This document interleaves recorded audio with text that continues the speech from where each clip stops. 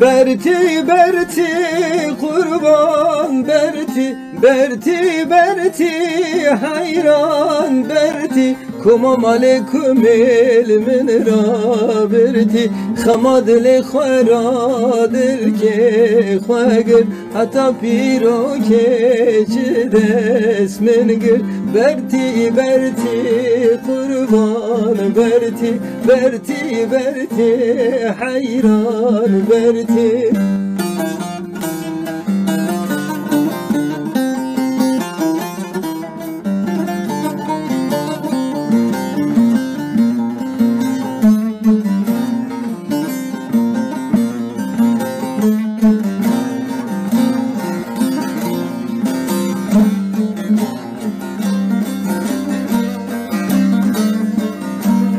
Ava bira germa keli ava bira germa keli serpeya bu Hazret Ali ez şum deslin gevi kali godle ve ma dünya vali berti berti kurban berti berti berti hayran berti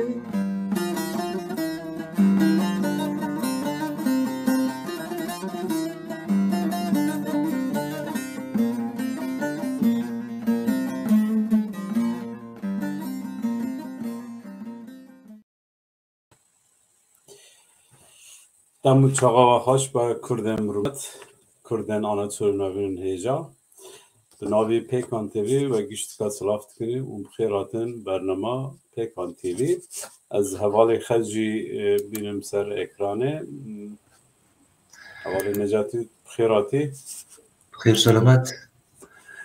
Evet, ben de sizlere Pekan TV izleyicilerine hepinize hoş geldiniz diyorum.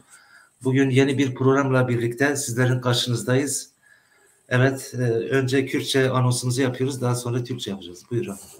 بله ایرو روزا سشنبه قانون 2021 بریکو ام دست به برنامه خبکن چند خبر مهنه ام تخازن وانا بلاو بکن پیکانه بیستی مجدار دا 2021 دا کنگره خی چارمین لباجار کوپنهاگل دارخست کار خبات 2 سال هاتن نرخاندن و ملحات دوان احمد گزر وک هفسروک پیکانه هاتن هل بجارتن خیر جوه 20 روابیر پیکانه هاتن هل بجاردن و تناب خدا کمیسیون هاتن دیار کرن آنجی هاتن belli kirin.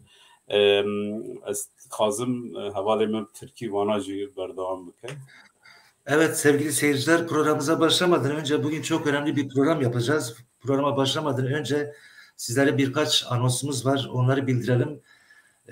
Bu geçen ay 20 Kasım PKK'nın 4. kongresini gerçekleştirdik. Kopenhag şehrinde İsoy bölgesinde 4. kongremizi yaptık.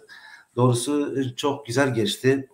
O kongrede yeni yönetim seçildi. 2 yeni eş başkanımız seçildi. Meliha Doğan arkadaşımız ve şu anda programda birlikte yaptığımız Ahmet Gezer arkadaşımız eş başkan seçildiler. Farklı komisyonlar belirledik ve o komisyonların da üyelerini de belirledik. Şimdilik kongremizin anonsunu yaptıktan sonra diğer anonslara geçelim. بله ام بردام دکن پکانه پروژه belge filme بردام دکه و رژیسور دبیجن او نها montaj آماده دکن گورکو آگاهی گشتی دست ما belge filme کردن آناتول ناوین یل ماه نیسان آماده ببه. Evet sevgili izleyiciler, bilindiği gibi bir süredir PKK olarak Platforma Kurdun Anatolia olarak Orta Anadolu Kürtleri üzerine bir belgesel hazırlıyoruz. Rejisörlerin söylediklerine göre bu önümüzdeki yıl yani Nisan ayı dolaylarında bitmesi gerekiyor ve biz de büyük bir mutlulukla, büyük bir sevinçle belgeselin bitimini bekliyoruz. برنامه پکانه ایرو لسر اوقات فایق جاندانه کو 27 سال بری و جهیلا هیزن devlet eva hat bu katıl kırın. Evet sevgili seyirciler, bugünkü programımız dediğimiz gibi çok önemli bir anma programı yapıyoruz. Bundan 27 sene önce 1994 14 Aralık'ta Orta Anadolu Kürdü büyük insan avukat Faik Candan'ın devlet güçleri tarafından kaçırılıp yaşamını yitirdi. Bunun üzerine bugün bir program yapacağız. Faik Candan, avukat Faik Candan, sala 1991 ve 1993 Serokê Partiya HP yê Ankara bû. Faik Candan hing südü salî bû, merxasê Faik Candan li Anadolu'ya li Kurdistanê deng veda bû. Faik Candan di roja dudê Kanûna 1994 da wextêk dikeve bankê pişûnda ê wendayî û کسی جه تو خبر نگرتن قرار خبر آرش فایق جاندان وک روژا ایرو دو چاری قانون 1994 دا 27 سالات بروه لسر ریه کو به زوزانا ارگین یعنی ارگین یایلسی بناو دکن گرده بالا آنقره جهیلا شوانه کیوا لکلا کره هاتا دیتن فایق جاندان مرخص یکی کردن آناتولی ناوین بو و در ریا خدمت گلی خدا جان خش دستا پکان فایق جاندان په بیرتینا داخواز و کماسیا خجی تلافی دکه دبین آبردم تازن تشتگی دیج بیجیم پاکنا خواست جبوی هنرمند بلال ارجان جی دو حشتی قانون دا برنامه که چه بکه کسی جو گندی اومه زنجیرلو کوی یعنی دوی روژه دا جبوی بلال ارجان برنامه چه دکنه لسر داخواز حوال دوستان ما برنامه خب داستکاندن دا ام دخوازن سر و هنک تنه بی بیجن بلال ارجان تنه نه هنرمند گندی اومه بو یه کردن آنا چولی ناوین حتی یه کردستان و ترکیه بو جبر و لایق بکو جهیلا سازیه که و بحاتا بیرانین و داناسن از وی درب ترکی بیم Bilal Ercan sadece Zincirli Kuyu'nun sanatçısı değil, Orta Anadolu Kürtleri, Kürdistan Türkiye'nin sanatçısıydı. O bir kurum tarafından tanıtılması ve temsil edilmesi gerekirdi.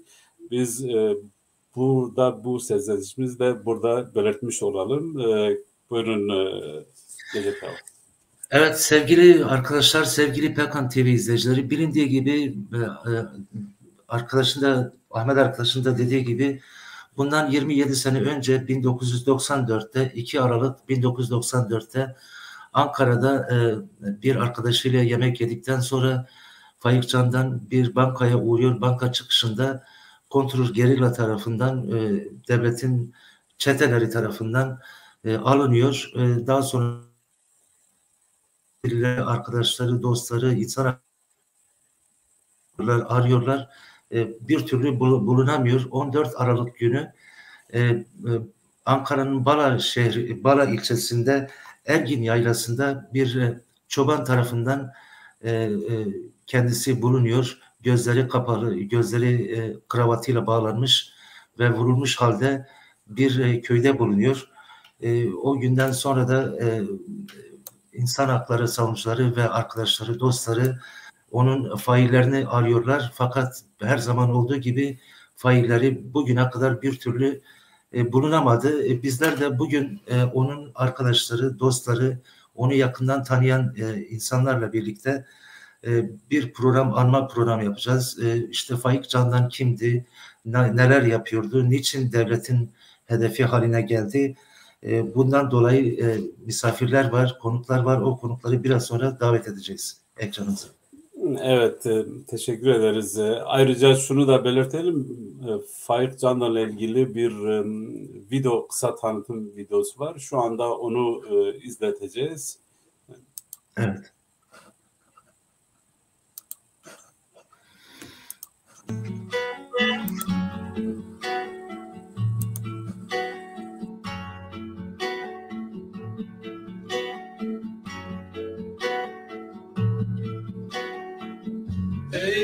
havreyanın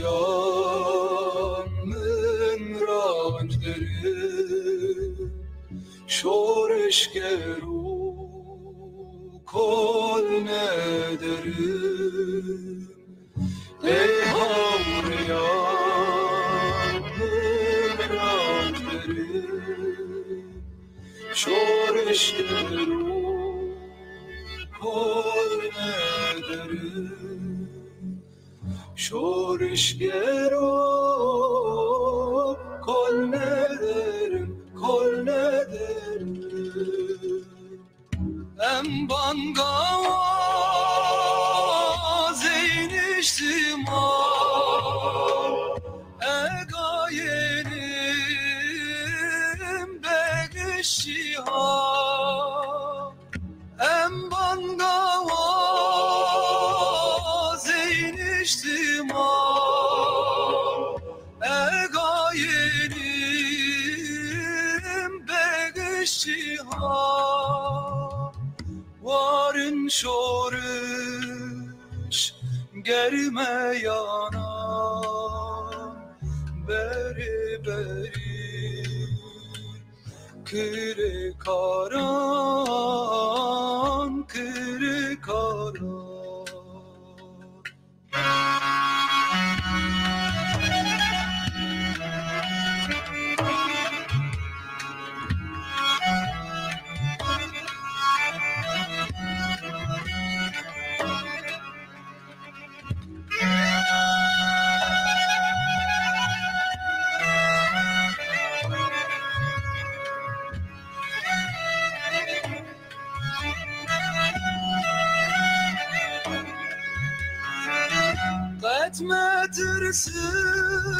etmetirsin te koşa takub gen be amacma etmetirsin te koşa takub gen be amacma ev keseyle merdin tırsa le karvani khebatçema khebatçema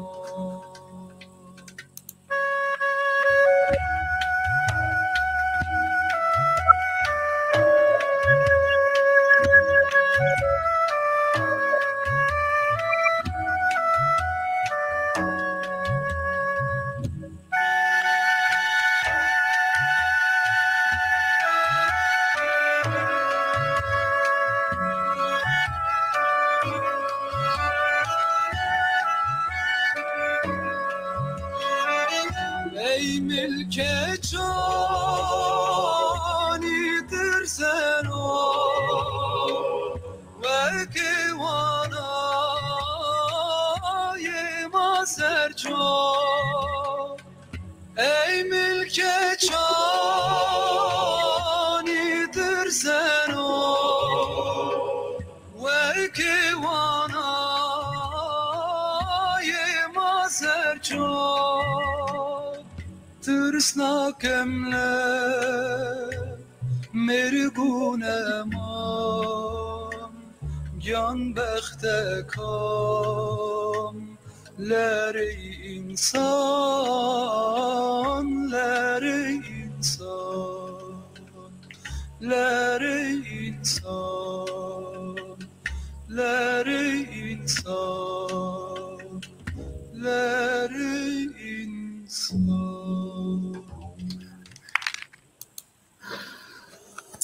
Evet, bu tanıtımı da seyrettikten sonra misafirlerimizi ekrana alalım. Bildiğiniz gibi daha önce de anons yaptık. Misafirlerimiz İnsan Hakları Onursal Başkanı Sayın Akın Birdağ, Avukat Hasan Bozak, Avukat Levent Kanat ve Faik Candan'ın amcası İbrahim Candan. İbrahim Bey biraz sorun yaşıyor buraya gelmekte. Biz kendisine yardımcı olmaya çalışacağız. İşte var, isterseniz misafirleri alalım şeye. Evet. Evet, alalım. Burada şunu söyleyelim. Gerçekten de bu tanıtım videosunu izlediğimizde bile gerçekten çok üzücü bir durum. Yani gencecik bir avukat, 32 yaşlarında bir avukat böylesi bir şekilde öldürüldü, katledildi. Devlet çeteleri tarafından. Niçin böyle yapıldı? Devlet niçin bu tür insanlarımızı hedef alıyor? Bugünkü misafirlerle sevgili İnsan Hakları Derneği Onursal Başkanı Akın Birdal ve Avukat Hasan Bozdak, Avukat Levent Kanat ve amcası Faik Candan amcası İbrahim Candan ile görüşeceğiz. Akın Birdal hocamız geldi. Hoş geldiniz hocam. Hoş geldiniz. Merhaba. İyi akşamlar. İyi akşamlar. Nasılsınız hocam? Öncelikle bir durumunuzu öğrenelim. Çok sağlıklı, çok iyi görünüyorsunuz. Çok sevindik doğrusu. Yani, sağ olun. Düşmanlar sevinmesin, dostlar da üzülmesin diye iyi görünüyoruz. İyisiniz hocam. Çok teşekkürler. Hasan abi sizler de hoş geldiniz. Hasan, hoş bulduk. İyi akşamlar. İyi akşamlar diliyorum. Hocam bugün her ikinizle birlikte ikiniz de Faik Candan'ı çok yakından tanıyorsunuz. Faik Candan kimdir? Nasıl bir insandı? Nasıl bir yurtsever bir insandı? Biraz sizlerle bu konuyu konuşmak istiyoruz. Hocam, sevgili Akın hocam, sizinle başlayalım. Sizin Faik Candan'la tanışmanız nasıl oldu? Kendisini nasıl tanırsınız? Önce böyle başlayalım. Daha sonraki sorularımıza geçelim hocam. Buyurun. Evet, iyi akşamlar. Öncelikle Faik Candan dostumu özlemle, sevgiyle, saygıyla anıyorum. 1991-93 yıllarında Ankara hep il başkanıydı. Ve il başkanlığının yanı sıra bir insan hakları listiydi ve bir barış savunusuydu. Özellikle de kendi kimliğinden de ötürü ve Türkiye'nin gerçeklerini de bilen biri olarak Kürt sorununun demokratik ve barışçıl çözümünü istiyordu ve bu konuda da ısrarlıydı. Ve İnsan Hakları Derneği de biz insan haklarına evrensel bakarken, bütünsel bakarken kendi coğrafyamızda bir takım öncelikler belirlemiştik. Ezilenlerden, kişilerden yana ve Kürt sorununun demokratik ve barışçıl çözümünü de Türkiye'nin demokratikleşmesi aslında başat bir sorun olarak görüyorduk. Evet. Ve bu bağlamda Faik arkadaşımızla da sıkça görüşüyorduk. Çünkü 1992 yılında İnsan Hakları Derneği de bir yol ayrımı yaşamıştı bu bağlamda. Çünkü Vedat Aydın Ahmet'ten gelmişti. Evet. Bizim genel kurulda biliyorsunuz ana diliyle konuşmuştu. Ardından Hatip Dicle arkadaşımız Kürt sorununa ilişkin konuşacaktı. Zübeyir arkadaşımız Kürdistan'daki insan hakları ihlallerini anlatacaktı. Fakat Vedat Aydın arkadaşımız ana diliyle konuştuğu zaman ve konuşmaya başladığı zaman İnsan Hakları Derneği'nin dokusu demokrat, muhalif bir doku olmasına karşın karşı çıkışlarla ne yazık ki karşılaştık ve orada sonrasında da İnsan Hakları Derneği'nde bir yol ayrımı yaşandı. İşte bu ana dil hakkı. İşte Faik arkadaşımız da o genel kurulda vardı.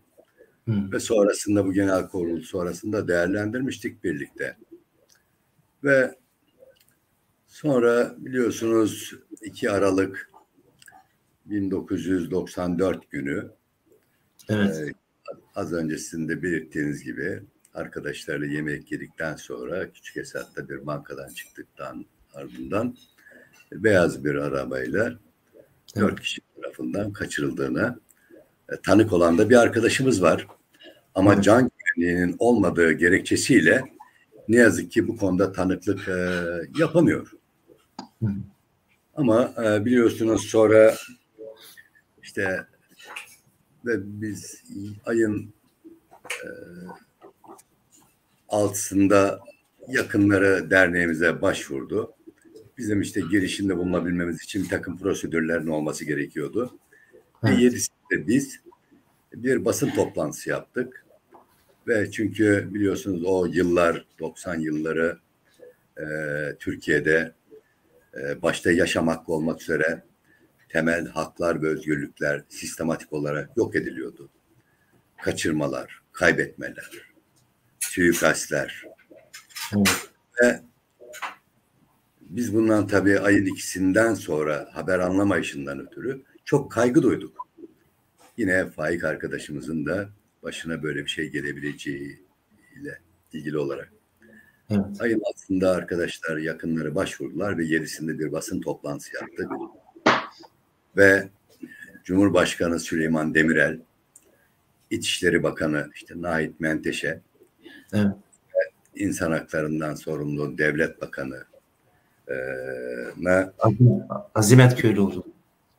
evet ve duyduğumuz kaygıları belirttik. Evet. Ki bir takım girişimler sonucu Ankara Emniyetinde terörle mücadele şubesinde olduğuna dair de bilgiler almıştık. İşte bu bilgiler doğrultusunda duyduğumuz kaygıyı, serbest bırakılmasını ve yargının önüne çıkarılması konusunda çaba gösterdik ama ne yazık ki bu çabalarımız sonuç vermedi. Maalesef. 14 Aralık günü de Gölbaşı Bala'ya yakın bir yerde ve çok ilginçtir, Bala'da bu göçlerle ilgili Kürt ailelerin oturduğu bir yer, bir çoğunluğunun. Evet, evet. Bir kanalda ki demek ki 12 gün işkence yapıldı. Ve en sonunda da işte 4 kurşunla yakın mesafeden, sizin de belirttiğiniz gibi kravatla göz bağlanmış ve 4 kurşunla katledilmiş olarak bir çoban tarafından bulundu. Evet. Hocam böyle tanıttınız. Biraz böyle diğer misafirlere geçtikten sonra farklı sorular yöneltmek isterim size. Evet.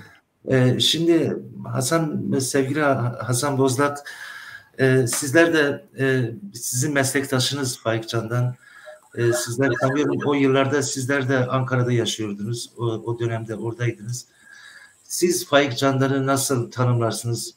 Niçin böylesi genç bir avukat, 32 yaşında bir avukat, sadece kendi işiyle uğraşan ve kendi kimliğini var etmeye çalışan bir insanın niçin devlet tarafından böylesine bir hedef gösterildi ve böylesi hunharca bir şekilde 10 gün üst üste işkence yapılarak ondan sonra katledilmesini siz nasıl karşılıyorsunuz? Neler söyleyeceksiniz? Buyurun. Öncelikle sevgili Faik Candan'ın şahsında tüm şehitlerimizi saygıyla, sevgiyle, rahmetle anıyorum.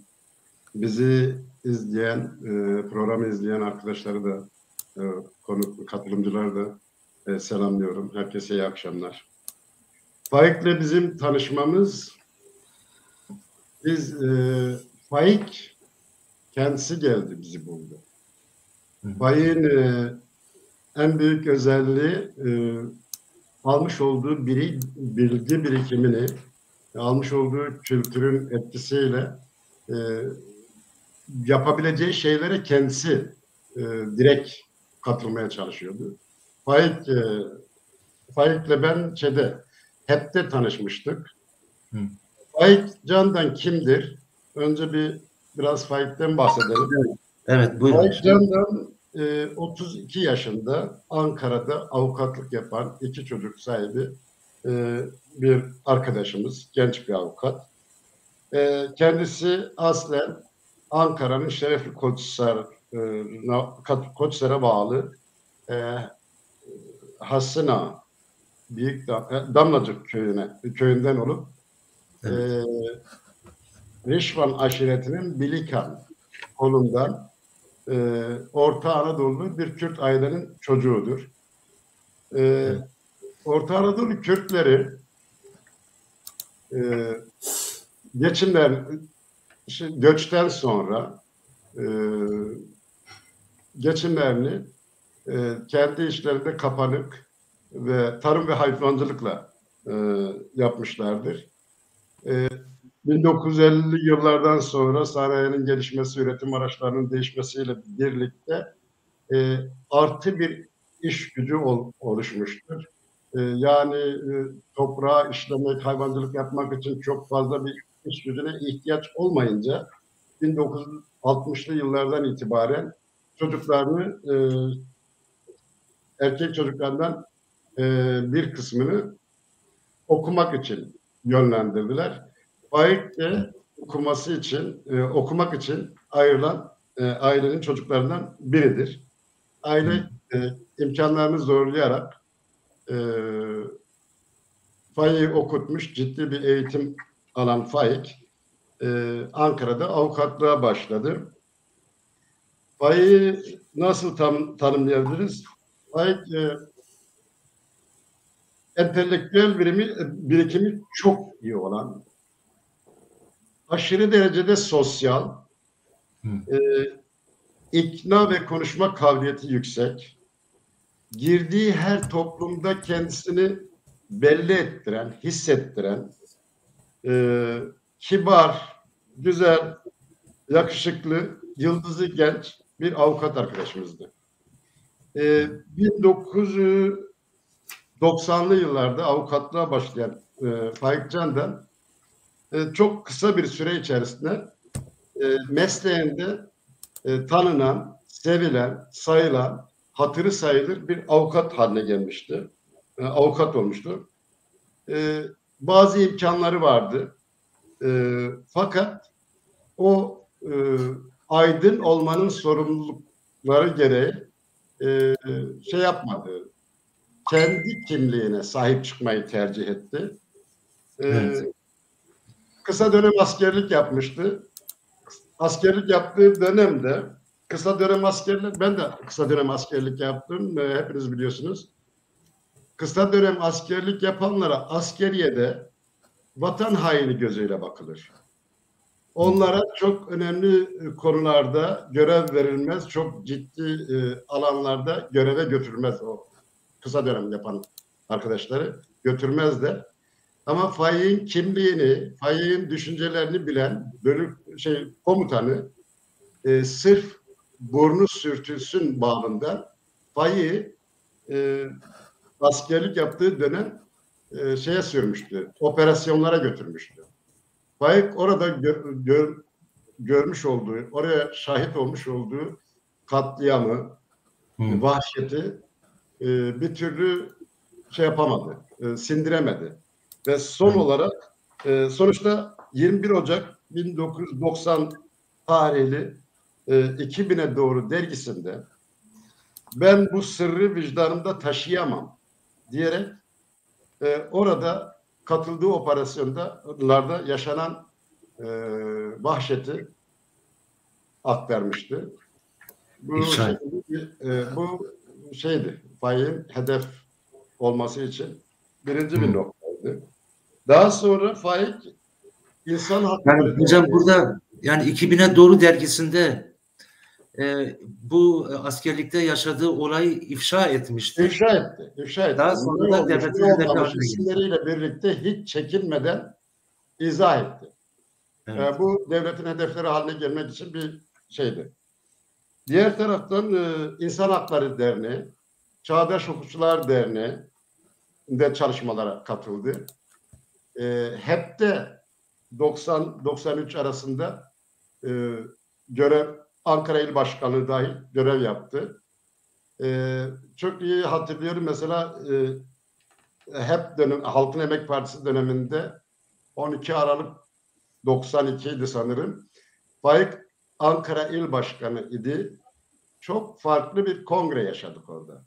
Faik çok ciddi bir organizasyonla Ankara İl'in yapmış olduğu organizasyonla müthiş bir kongre sunmuştu.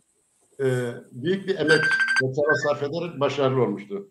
Faik aldığı görevleri çok son derece ciddiye alan bir arkadaşımızdı. layıkıyla yapıyordu. Bu da devletin hedefleri haline gelmesi için yeterli bir sebepti. Evet. Bir de dönemi anlamak lazım. Akın Bey söyledi. 90'lı yıllar çok karanlıktı, çok zordu. Oldukça vahşet bir ortam vardı. Tamamen Kürtlerin yok edilmesi amaçlı konseptler vardı. Bir taraftan Kürdistan'ın dört bir tarafında bombalanırken diğer taraftan köyler yakılıp yıkılıyor, boşaltılıyor, göçe zorlanıyor insanlar. Aydınlar, gazeteciler katlediliyordu. Mesela işte bu Faik arkadaşın cinayetinde kullanılan 4 timden bahsediliyor. Siirt grubunun 4 timinden bahsediliyor. Bunlar 2013'te açılan davada biraz daha detaylandırıldı. Devlet bu işin tam da organizasyonunu yapıyordu. Faili devletti. Faili belli olan cinayetlerdi. Faik Can'dan bu şekilde katledildi, hedef haline geldi. Evet. Ve nitekim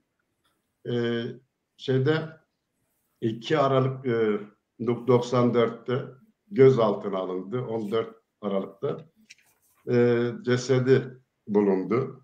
Evet. Akın Bey bahsetti. Daha diğer Levent arkadaş falan da onlar da daha detaylı biliyorlar. Evet. Hakikaten Faik'in gözaltına almasıyla birlikte bütün Kürt siyasetine uzaktan yakından ilgisi olan insanlar ayağa kalktı. İnsan Hakları Derneği ayaktaydı. Çağdaş Hukukçular Derneği üstüne düşeni yapmaya çalıştı. Herkes Faik'in sağ salim tekrar gelmesi için çaba sarf etti. Evet. Maalesef Faik'in mesela şahit vardı, şahit konuşmadı. Faik alınırken Faik'in silahı vardı. Ruhsatlı tabancası vardı.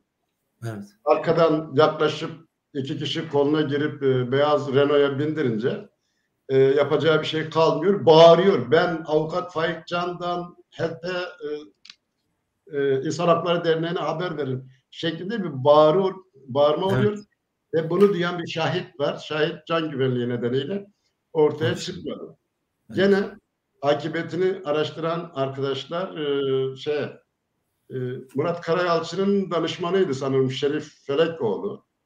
Evet. Onun vasıtasıyla bir şey yaptılar, kurcaladılar. Emniyette olduğu kabul edildi. Biraz rahatlama oldu. Arkadaşlar geri çekildi.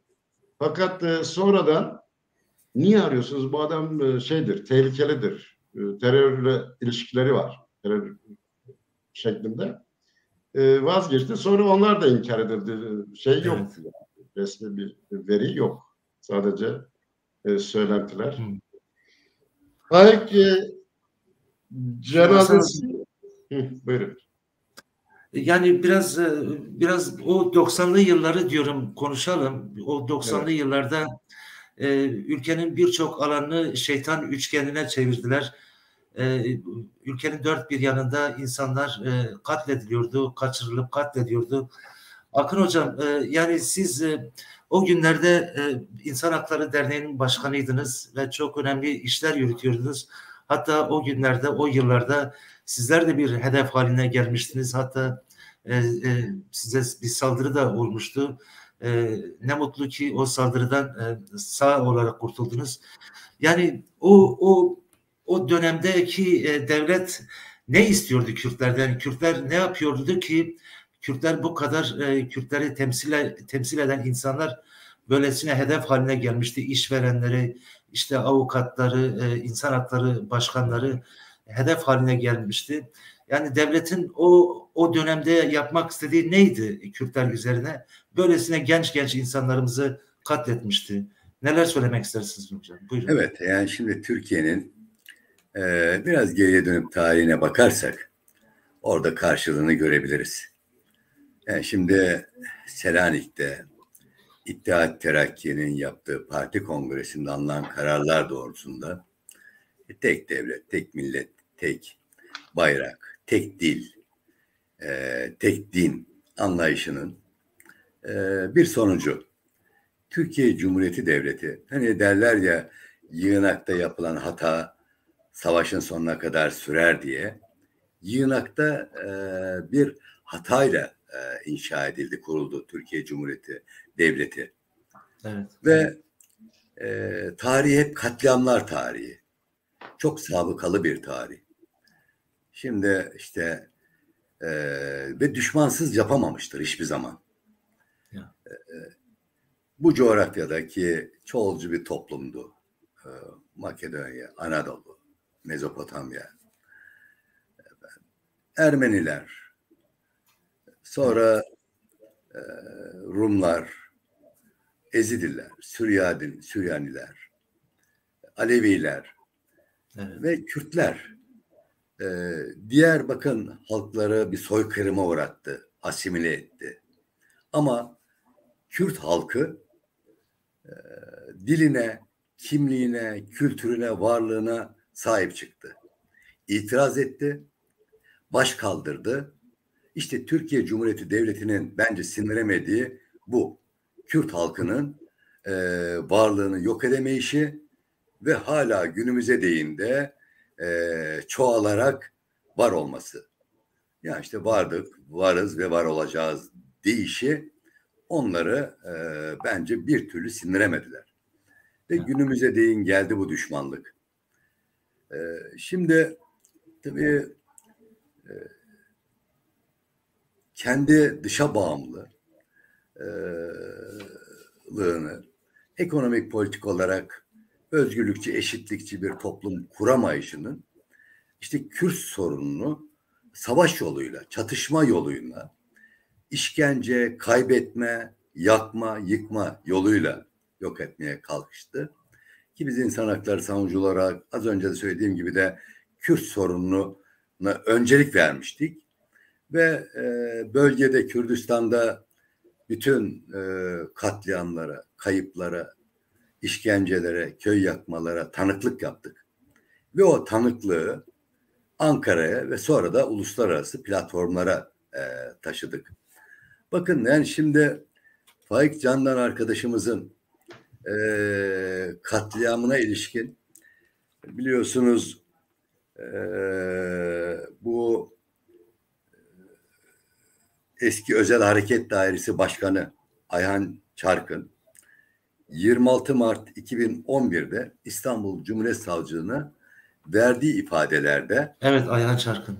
Evet, Ayhan Çarkın 5 Haziran 2011'de Ankara 11. Ağır Ceza Mahkemesi'nde de sorgusunda diyor ki Faik Candan'ın kaçırılması ve öldürülmesine ilişkin tüm ayrıntıları anlatıyor.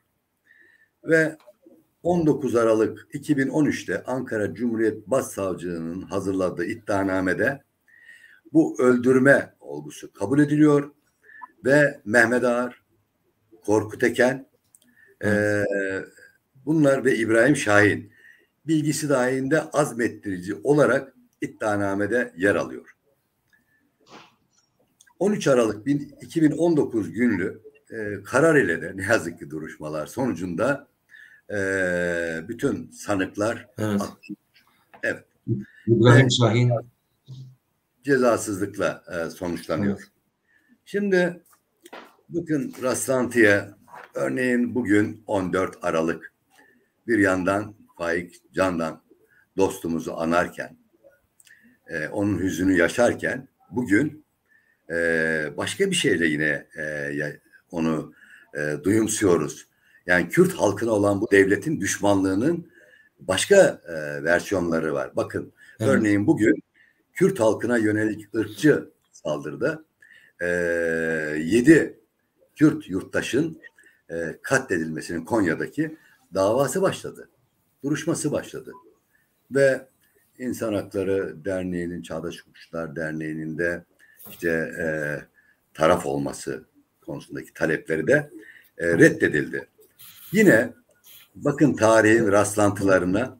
Örneğin bugün yine 14 Aralık 2015'te Kürt halkının kazanımlarını topyekün yok edebilmek için 2015-2016'da topyekün bir saldırının başlatıldığı bir gün. Ve bu saldırılar sonucu Kürt ilçeleri ve illeri abluka altına alındı. Ve 1.920.000 kişi bundan etkilenmiş ki bugün Halkların Demokratik Partisi de bugünü anımsayarak bunun bilançosuna dair mecliste arkadaşlar bir basın açıklaması yaptılar. Ve 300 kişi yaşamını yitirmiş. Sadece Cizre bodrumlarında katledilen 177 kişi ki Taybet Ana, Mehmet Tunçlar da burada anmak gerekir. Şimdi bakın 2 gün önce İnsan Hakları Evrensel Bildirgesi'nin Birleşmiş Milletlerce kabul ve ilanının 73. yılı. Ve biz 10 Aralık İnsan Hakları Günü'nde başlayarak bir hafta İnsan Hakları Haftası etkinliklerini sürdürüyoruz. Örneğin dün ben şimdi 5 yıldır İzmir'deyim ve İzmir İnsan Hakları Derneği yöneticileriyle birlikte barış annelerini ziyaret ettik. Çünkü insan hakları mücadelesi bir vefa hareketidir. Unutmamak ve unutturmamak gibi bir rolümüz var. Unutmaya karşı bir bellek oluşturmalıyız. Barış annelerini ziyaret ettik ve orada annelerin hikayelerini dinliyoruz. Çocuklarının 23 yıl, 25 yıl cezaevinde hala. Ve şimdi örneğin birkaçının cezası dolmuş. Ama gidip kapıda evlatlarını bekliyorlar, tahliye olmalarını. Çünkü süre dolmuş. Onlarla kucaklaşacaklarını beklerken çıkıyorlar, disiplin cezası gerekçesiyle infazın yakıldığını ve 6 ay daha cezaevinde kalacağını falan söylüyorlar. Ki böyle durumda olan 66 kişi var şu anda. Ve dün yine İzmir HDP il binasında katledilen, o gepegenç, alçakça katledilen Deniz Poyraz'ın annesini babasını ziyaret ettik. Yoksul aileler. Yani şimdi bu yoksulun üzerine bu kadar da ağır bir acı veriyorlar. Yani Kürt halkına bu düşmanlık her yerde her bir şekilde hukuk dışı, insanlık dışı olarak sürüyor. Hocam bugünkü gündemi de değerlendireceğiz. Sizi bulmuşken uzun süredir de ekranlarda yoksunuz. Onun için sizinle uzun bir sohbet yapmak isteriz bugünkü gündemi de. Ama şimdi sevgili Faik Candan'ın arkadaşı, ailesinin de avukatı, sevgili arkadaşımız Levent Kanat da geldi. Fazla zamanı da yok. Levent arkadaşa da hoş geldin diyorum. Teşekkür ederim. Şimdi tam Levent arkadaşıma bırakacağım. Düşman hukuku uygulanıyor ve gerçekten bir cezasızlık bu Kürt halkına olan düşmanlığı da cesaretlendiriyor. Şimdi Levent arkadaşım tabii değerli bir insan hakları savunucusu. Selamlıyorum. Hoş geldiniz sevgili Levent. Hoş bulduk. Şimdi biz bugün programımızda sevgili Faik Candan'ın 27. ölüm yıl dönümünü anıyoruz. Böylesine bir program yapıyoruz. Siz kendisinin hem arkadaşı hem de ailesinin avukatısınız. Şimdi hem Akın Hoca'dan hem de Hasan Hoca'dan dinledik Faik arkadaşımızı. Biraz sizin gözünüzde dinleyelim. Faik Candan kimdir? Nasıl bir insandır? Neden böyle gencecik bir insan, 32 yaşında bir avukat devletin hedefi haline geldi? Siz Faik Candan'ı nasıl tanıyorsunuz? Buyurun sevgili Levent. Teşekkür ederim. Herkese tekrar selamlar, saygılar. Faik Candan çok kıymetli bir insandı. Hasan abi de anlattı, Akın Bey de anlattı. Ben de kısaca onun da yaşadığım serüveni bir özetlemeye çalışayım. Bazı yerler biraz eksik kaldı, onları doldurmaya çalışayım. Faik benden 4-5 yaş büyüktü. Ben abi diyordum ona. 89'da tanıştık ben stajyerken. 90'da daha ilişkimiz yoğunlaştı. Faik aktif olarak Kürdi siyasete duyarlı bir insandı. Yani o yıllarda Kürt meselesinde bu kadar kafalar berrak değildi. kafaların berrak olduğu insan sayısı çok azdı. Kürt meselesi bu kadar gündemde değildi. Bu kadar yakıcı değildi. Birçok insan açısından öyle değildi. Birçok kesim açısından öyle değildi. Evet. Kürdü meseleyi derin dokularına varana kadar anlayabilmiş, bunu önemseyen insan sayısı çok azdı. Faik ilginç bir biçimde Orta Anadolu'nun Kürtlerinden bir insandı ama bu onda çok belirgindi. Bu meseleye çok kafa yormuştu. Hani arkadaşlar da bahsetti. Birinci mesele o askerlikte yaşadığı anıların, sonra yanılmıyorsam 2000'e doğruydu o yıllardaki ismiyle. O dergide kapak olmuştu. O gerçekten bir gündem oldu. Ciddi biçimde kamuoyunda da tartışıldı. Yani bölgede güvenlik güçleri tarafından halka uygulanan eziyetler, halka uygulanan işkenceler Faik aracılığıyla hem de askerin cephesinden bir insan aracıyla ciddi bir biçimde gündeme gelmişti. Ben hatırlıyorum 86'dan 87 Akın Bey iyi hatırlar. 12 Eylül işkencelerini bir polis itiraf etmişti Nokta dergisinde.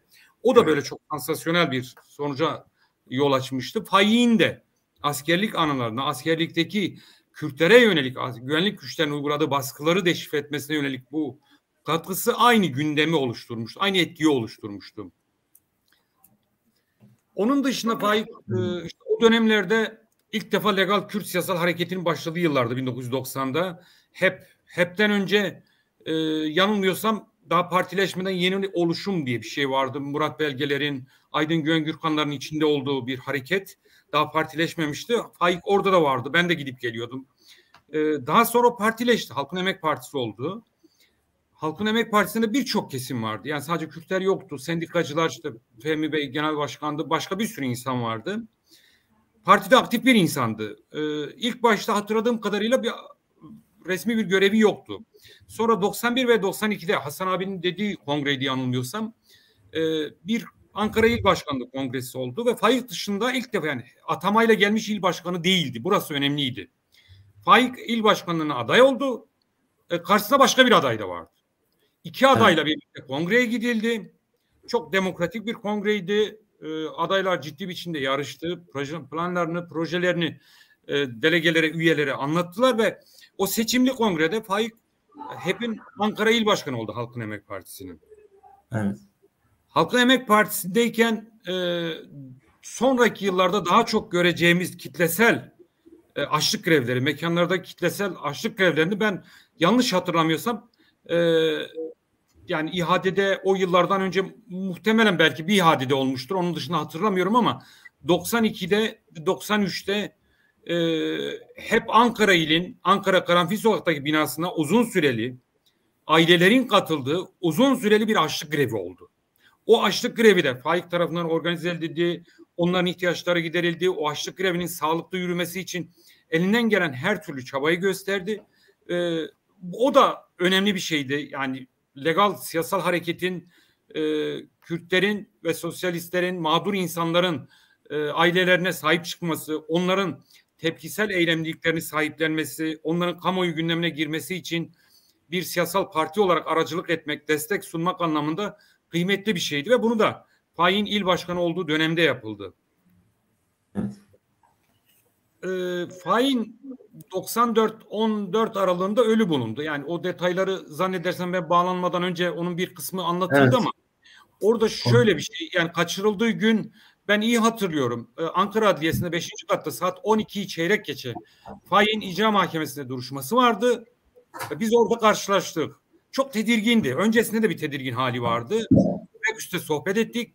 Duruşmasına zar zor gitti ve sonrasında biz birkaç gün sonra o gün öğlen yemekten sonra kaçırıldığını öğrendik.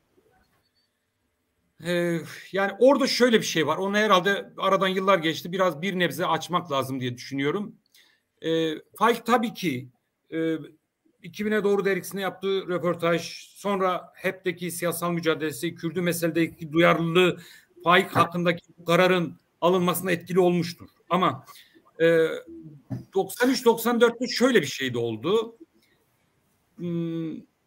Kürdistan Ulusal Meclisi denilen bir yapılanmanın olduğu iddia edildi.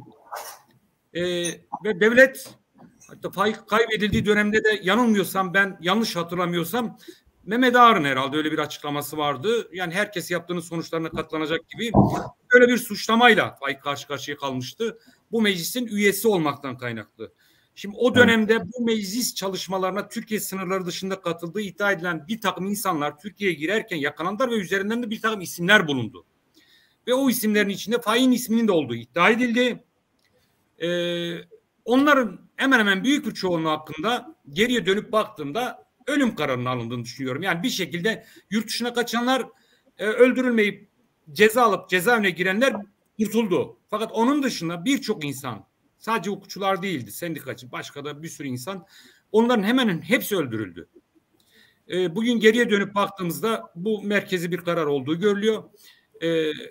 Faik daha çok böyle bir ithamın olduğu, yoğun biçimde olduğu dönemde kaçırıldı ve katledildi. Çünkü ben kendisiyle konuştuğumda da bu ithamların olduğu dönemde çok tedirgindi. Muhtemelen öncesinde ciddi tehditler alıyordu. Korunmaya çalışıyordu.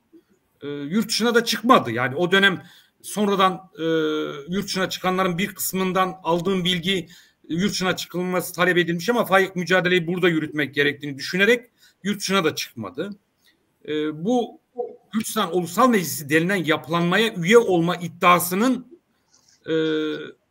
önceki çalışmalarıyla birlikte bu kararın alınmasına son etken olduğunu şimdi geriye dönüp baktığımda değerlendiriyorum. Devam eden davaya ilişkin bir şey söylemek gerekirse, yani Ayhan Çarkın denen polis yıllar sonra çıktı, bir takım açıklamalar yaptı. Yani bu yargılamanın sonucunda ben baştan itibaren, soruşturma başlarından itibaren yargılananlar arasından bir ceza çıkacağını düşünmüyordum zaten. Fakat bunlar hakkında bir soruşturma başlatılıyor olması, dava açılıyor olması bile kendi başına kıymetliydi, önemliydi. Devletin o dönemki politikasının, o konjonktürün gereği olarak bu soruşturma başlatıldı. Sonra dava açıldı. Ama işin ilginci, davanın açılmasını sağlayan beyanları, iddiaları ileri süren adam sadece tutuklandı. Yani Ayhan Çarkın konuşmalara geldiğinde de şunu söylüyordu açıkça. Ya ben bu ilişkilerin içinde bulunduğum bütün samimiyetle söylüyorum ve bundan pişmanlık duyuyorum. Bundan vicdan azabı duyuyorum. Benimle birlikte veya bizi bu işlere süren şu insanlardır. Ve beraberinde şunlar yapıldı. Örneğin Faik Candan öldürülme olayına dair detayları anlatıyor. Evet. Mecit Baskın'ın öldürülmesine ilişkin detayları anlatıyor. Katıldığı veya duyduğu, o ekipten duyduklarıyla ilgili bir sürü cinayeti anlatıyor. Faili meçhul cinayeti. Fakat işin ilginci, sadece o tutuklandı. Onun itham ettiği insanlar tutuklanmadı. Ben mahkemeye de söylemiştim. Mehmet Ağar dahil o dosyada yargılananlar 19 kişinin tahammüden adam öldürme suçlamasıyla yargılanıyorlar. Ve Ayhan Çarkın dışında hiçbiri tutuklanmadı. Mahkeme başkanına da defalarca dedim. Ya size gelen bir dosyada bırakın 19 kişi. Bir kişiyi tahammüden adam öldürme suçlamasıyla iddianame hazırlanmış önünüze geldi ve sanığı tutuksuz olan bir dosya var mı? Yok. En azından birinci duruşmaya kadar tutukludu. Ama bu dosyada hiçbir şekilde Ayhan Çarkın dışında kimse tutuklanmadı. Örneğin en son yapılan duruşmada gene Ayhan Çarkın geldi. Dedi ki ben söylediklerimin arkasındayım. Hepsini söylüyorum. Bu insanlar gelsinler, yüzleşelim. Ben birlikte yargılandığım insanları suçluyorum. Adam öldürmekle, devletin imkanlarını kullanarak insan öldürmekle suçluyorum. Ve bir sürü veri var. Bunları anlatıyorum. Onları itham ediyorum. Mahkemeye gelsinler, yüzleşelim. Evet. Ama mahkeme hiçbir şey yapmıyor. Hiçbir şey yapmadı. Yapmıyor. İşte bunun sebebini bu programda bu devletin neden böylesine kendisini var etmeye çalışan insanların üzerine neden bu kadar gittiğini istiyorum ki bu programda birlikte tartışalım. Diğer konuklar da konuşmalara katılabilirler. Şimdi sevgili Levent, yani Hasan abi de dile getirdi. Bu Perinçek olayını, yani 2000'e doğru dergisindeki o ifşa etmiş olduğu durumu dergide çıkması, yani o günlerde de Perinçek'in böyle bir insanları işte hedef gösterme gibi bir rolü var mıydı? Şu anda olduğu gibi, yani şu anda bütün yurtseverleri, demokratları hedef haline getiriyor Perinçek. O günlerde de böylesi bir rolü var mıydı? Bunu hem size sorayım hem de diğer konuklara sorayım. Buyurun Levent, siz ne diyorsunuz? Şimdi yani bu devlet niye böyle oluyor? Akın Bey tarihsel sürece ilişkin açıklamalar yaptı. Belki cevabını oralarda ararız ama Akın Bey oradan devam edebilir. 2000'e doğru ile ilgili sorunuza bir cevap vereyim. Şimdi buyurun. O yıllar ilginçti tabii. Yani o yıllarda BK röportajını hatırlayın. Artı Kürdü meseleyle ilgili çok fazla yayın yapılmıyordu. Yasak vardı. Ben hatırlıyorum 2000'e doğru dergisi her hafta çıktığında konuklarına bir işte röportaj yaptı. Her hafta bir konu vardı. Mutlaka en son soru da olsa Kürt meselesiyle ilgili görüşlerini soruyordu. Bir şekilde gündemde tutmaya çalışıyordu. Sonra işte Beka röportajı. Bunlar tartışıldı. Kürtçü hareketle Doğu Perinçek ekibi arasında bu kadar uzak mesafe yoktu. Benim hatırladığım öyleydi. Bu kadar uzak mesafe yoktu. Bundan dolayı eleştiriliyor muyduk? Ben çok gençtim ama özellikle sol cenahtan benden yaşça büyük, onlarla 12 Eylül ve 12 Eylül öncesinde mesaileri olmuş bazı arkadaşların ikazlarını hatırlıyorum. Ya bunlarla fazla ilişkiye girmeyin. Bu insanlar tehlikelidir. 12 Eylül sabahı kalkıp ya biz uzun süredir ilk defa rahat bir kahvaltı yapıyoruz diyen insanlardır. 12 Eylül öncesinde birçok muhalif insanı karanlık güçlere ihbar etmiş insanlardır diye eleştiri aldığımızı hatırlıyorum.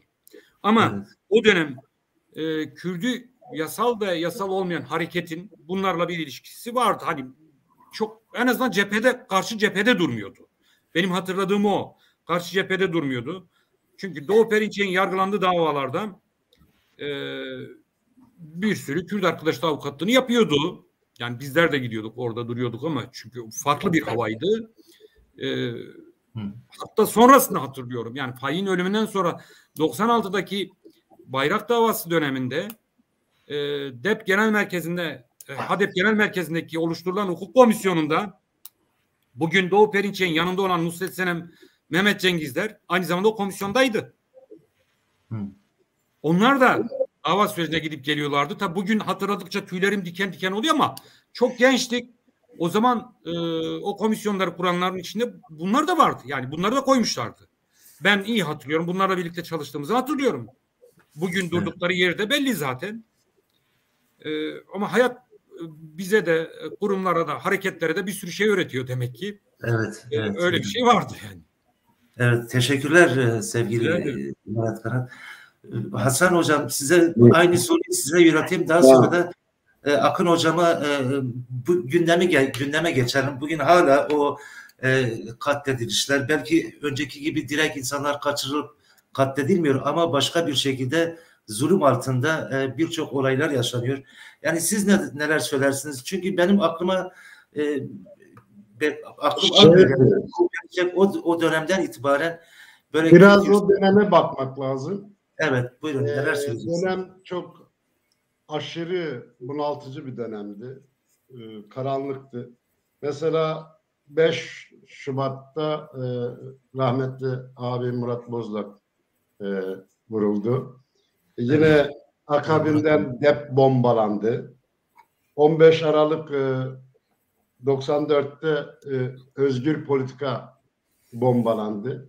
Yani biraz şeydi o dönem basın, yayın son derece sindirilmiş bazı olayları kamuoyuna ulaştırmak için fazla bir imkan da yoktu. Faik'in o nedenle yani ilişkiler vardı mutlaka da o nedenle de biraz mecburuydu 2000'e dergisine bu açıklamaları yapmak. Evet. Oydu. Dönem itibariyle Kürdistan yakılıp yıkılıyordu. Kürt sorunu en üst düzeyde tartışılıyordu. Komple bir yok edilme konsepti gündemdeydi. Ve Orta Anadolu aydını, halkı, Orta Anadolu Kürtleri bu olaya fazla şey yapmadılar. Yani uzak kalamazlardı. Ve Orta Anadolu Kürtleri hiçbir zaman yüzünü Kürdistan'a yani Kürdistan'dan ayrı düşünmemiştir. Orta Anadolu Kürt aydını Diyarbakır'a yüzünü dönerek siyaset yürütmüştür. O dönem işte Murat Bozlak'ın hedef olması, Faik Candan'ın seçilmesi biraz da Orta Anadolu Kürtleri arasında gelişen ve hareketi bastırmak, o şeyi biraz indirmekti. O amaçla da bu katliam işlendi. Rahmetli Faik şehadetinden 3 hafta önce biz görüştük. Zaten 12 gün şeyde kaldı. Demek ki 2 hafta öncesinden bize uğramış. Kulu'da konuştuk. Ortam o kadar çok kötüydü ki, bunaltıcıydı ki biz artık birbirimize ikazlarda bulunuyorduk. Yani işte konuşmak çare değil, konuştukça batarsın, itiraf kötüdür, ihanet işte şöyledir, böyledir. Faik 2 tane genç arkadaş da vardı yanımda. Onlar zaten bayılıyordu Faik'in sohbetlerine. Faik bize uğradığında biz 2-3 saat oturur sohbet ederdik. Evet. Onlar da şahitlik ettiler bu olaya. Faik dedi ki, yani biliyordu neler olacağını. Bir gün eğer ihanetle ölüm arasında tercih yapmak zorunda kalırsam ölümü seçerim demişti. Evet. Ve aynen onu yaptı. Faik cesedi bulunduğunda cesedi bulunduğunda bir daha tekrarlarsanız ihanetle ölüm arasında bir tercihe zorlanırsam ölümü tercih ederim demişti ve onu yaptı. Faik cenazesi bulunduğunda rahmetli devam edin.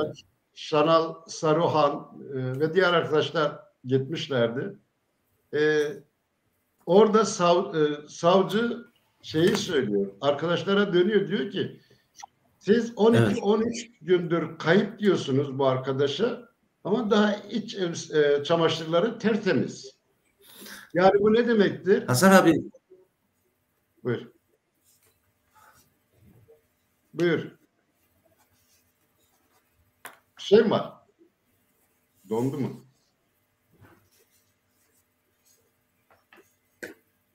Devam edeyim mi? Sesin geliyor Hasan abi önce. Tamam. Uyardı beni. Yok. Şimdi Hasan abi seste bir sorun var. Bir kopukluk var. Hasan abi. Beni duyuyorsunuz. Duyuyorum ben. Levent nasıl, duyuyor musunuz? Sesin geliyor abi, ben rahat duyuyorum. Tamam, o zaman Necati arkadaşta sorun var. Şimdi Faik arkadaşlar gidip Faik'in cenazesiyle karşılaştıklarında oradaki savcı, siz bu arkadaşın 12-13 gündür kayıp olduğunu söylüyorsunuz ama iç çamaşırları tertemiz, temiz. Nasıl bir 13-14 günlük kayıptır diyor. Bu demektir ki Faik arkadaş alındığı günden öldürüleceği güne kadar çıplak bir vaziyette işkenceye tabi tutuldu ve Faik hiçbir bilgi paylaşımında bulunmadı devletle. Çünkü Faik'in şehadetinden sonra herhangi bir operasyon olmadı. Genellikle itirafçıların itiraflarından sonra ek operasyonlar oluşur. Faik'ten sonra bu olmadı. Faik cesedi bulunduğunda gözleri kravatla bağlanmıştı. Bağlı bir haldeydi.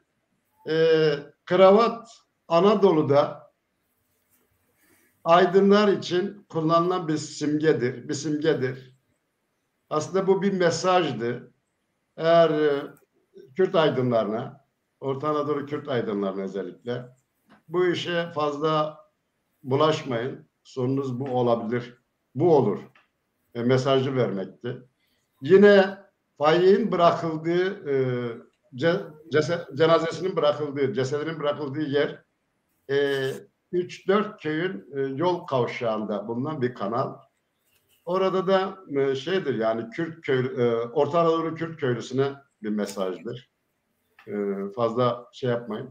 Çünkü o dönem Orta Anadolu Kürtleri arasında ciddi anlamda oldu. Bir uyanış vardı. demokratik zemini kullanmanın çok zor olduğunu görmeye başlayan gençlerimiz Eskişehir Üniversitesi'nden, İstanbul'dan minibüslerle, otobüslerle dağın yolunu tutmaya başladılar. Bu da devletin şeyiydi. Yani devletin yanlış, inkarcı politikalarının sonucuydu. Devlet bu konuda şey yapmak için payı şeyle.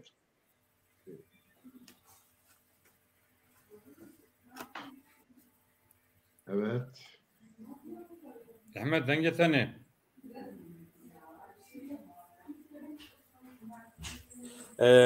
Merhaba tekrar. İbrahim Candan, Faik Candan'ın amcası. Kendisi bir türlü bağlanamadı ama buradan birkaç şey söylemek istiyor.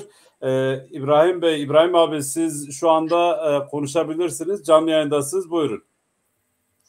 Siz bana bir şeyler mi soracaksınız? Yok siz hem misafirlere bir selam verin bir de bildiğiniz süreci anlatırsanız memnun oluruz. Tamam şöyle. Ses geliyor mu? İbrahim abinin sesi geliyor mu? Tamam sesini iyi alıyorum. Buyurun. Merhabalar. Ben İbrahim Candan. İsviçre'den kalıyorum. Avukat Faik Candan'ın amcasıyım. Bu akşam size olabildiği kadarını açıklamalarda, söylemlerde bulunacağım. Faik olayını kısa olarak şöyle anlatacağım. Aslında televizyon bağlantısını yapamadım ben. Bir sıkıntı burada doğdu. Faik Candan 2 Aralık 1994 senesi Cuma günü akşam Ankara Sıhhi civarında benim araştırmalarıma, tahminlerime göre ben senelerdir bu üzerine uğraşıyorum. Bobgey'den verilen bir hareket 3 kişi tarafından bir arabaya zorla gittiriliyor.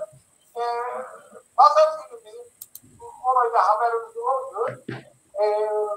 Orada tanıdıkları eş dostlukları, akrabalar veya Ankara Çağdaş Hukukçular Derneği o zaman Genel Başkan Yazgın Geçti, Yazgın Bey ve arkadaşlarına Çenan Saruhan o zaman yani orada görevli olanlarda bize şey etti, bize yardımcı olmaya çalıştılar.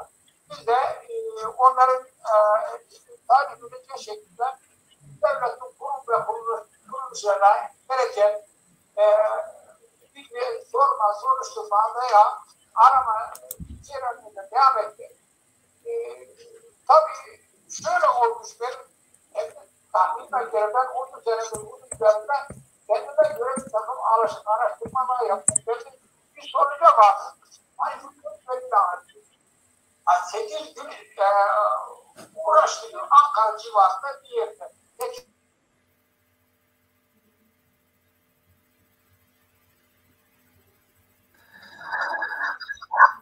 Evet, sevgili izleyiciler,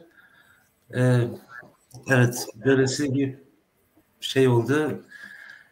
Amcası İbrahim Candan'la böyle bir telefon görüşmesi yaptık.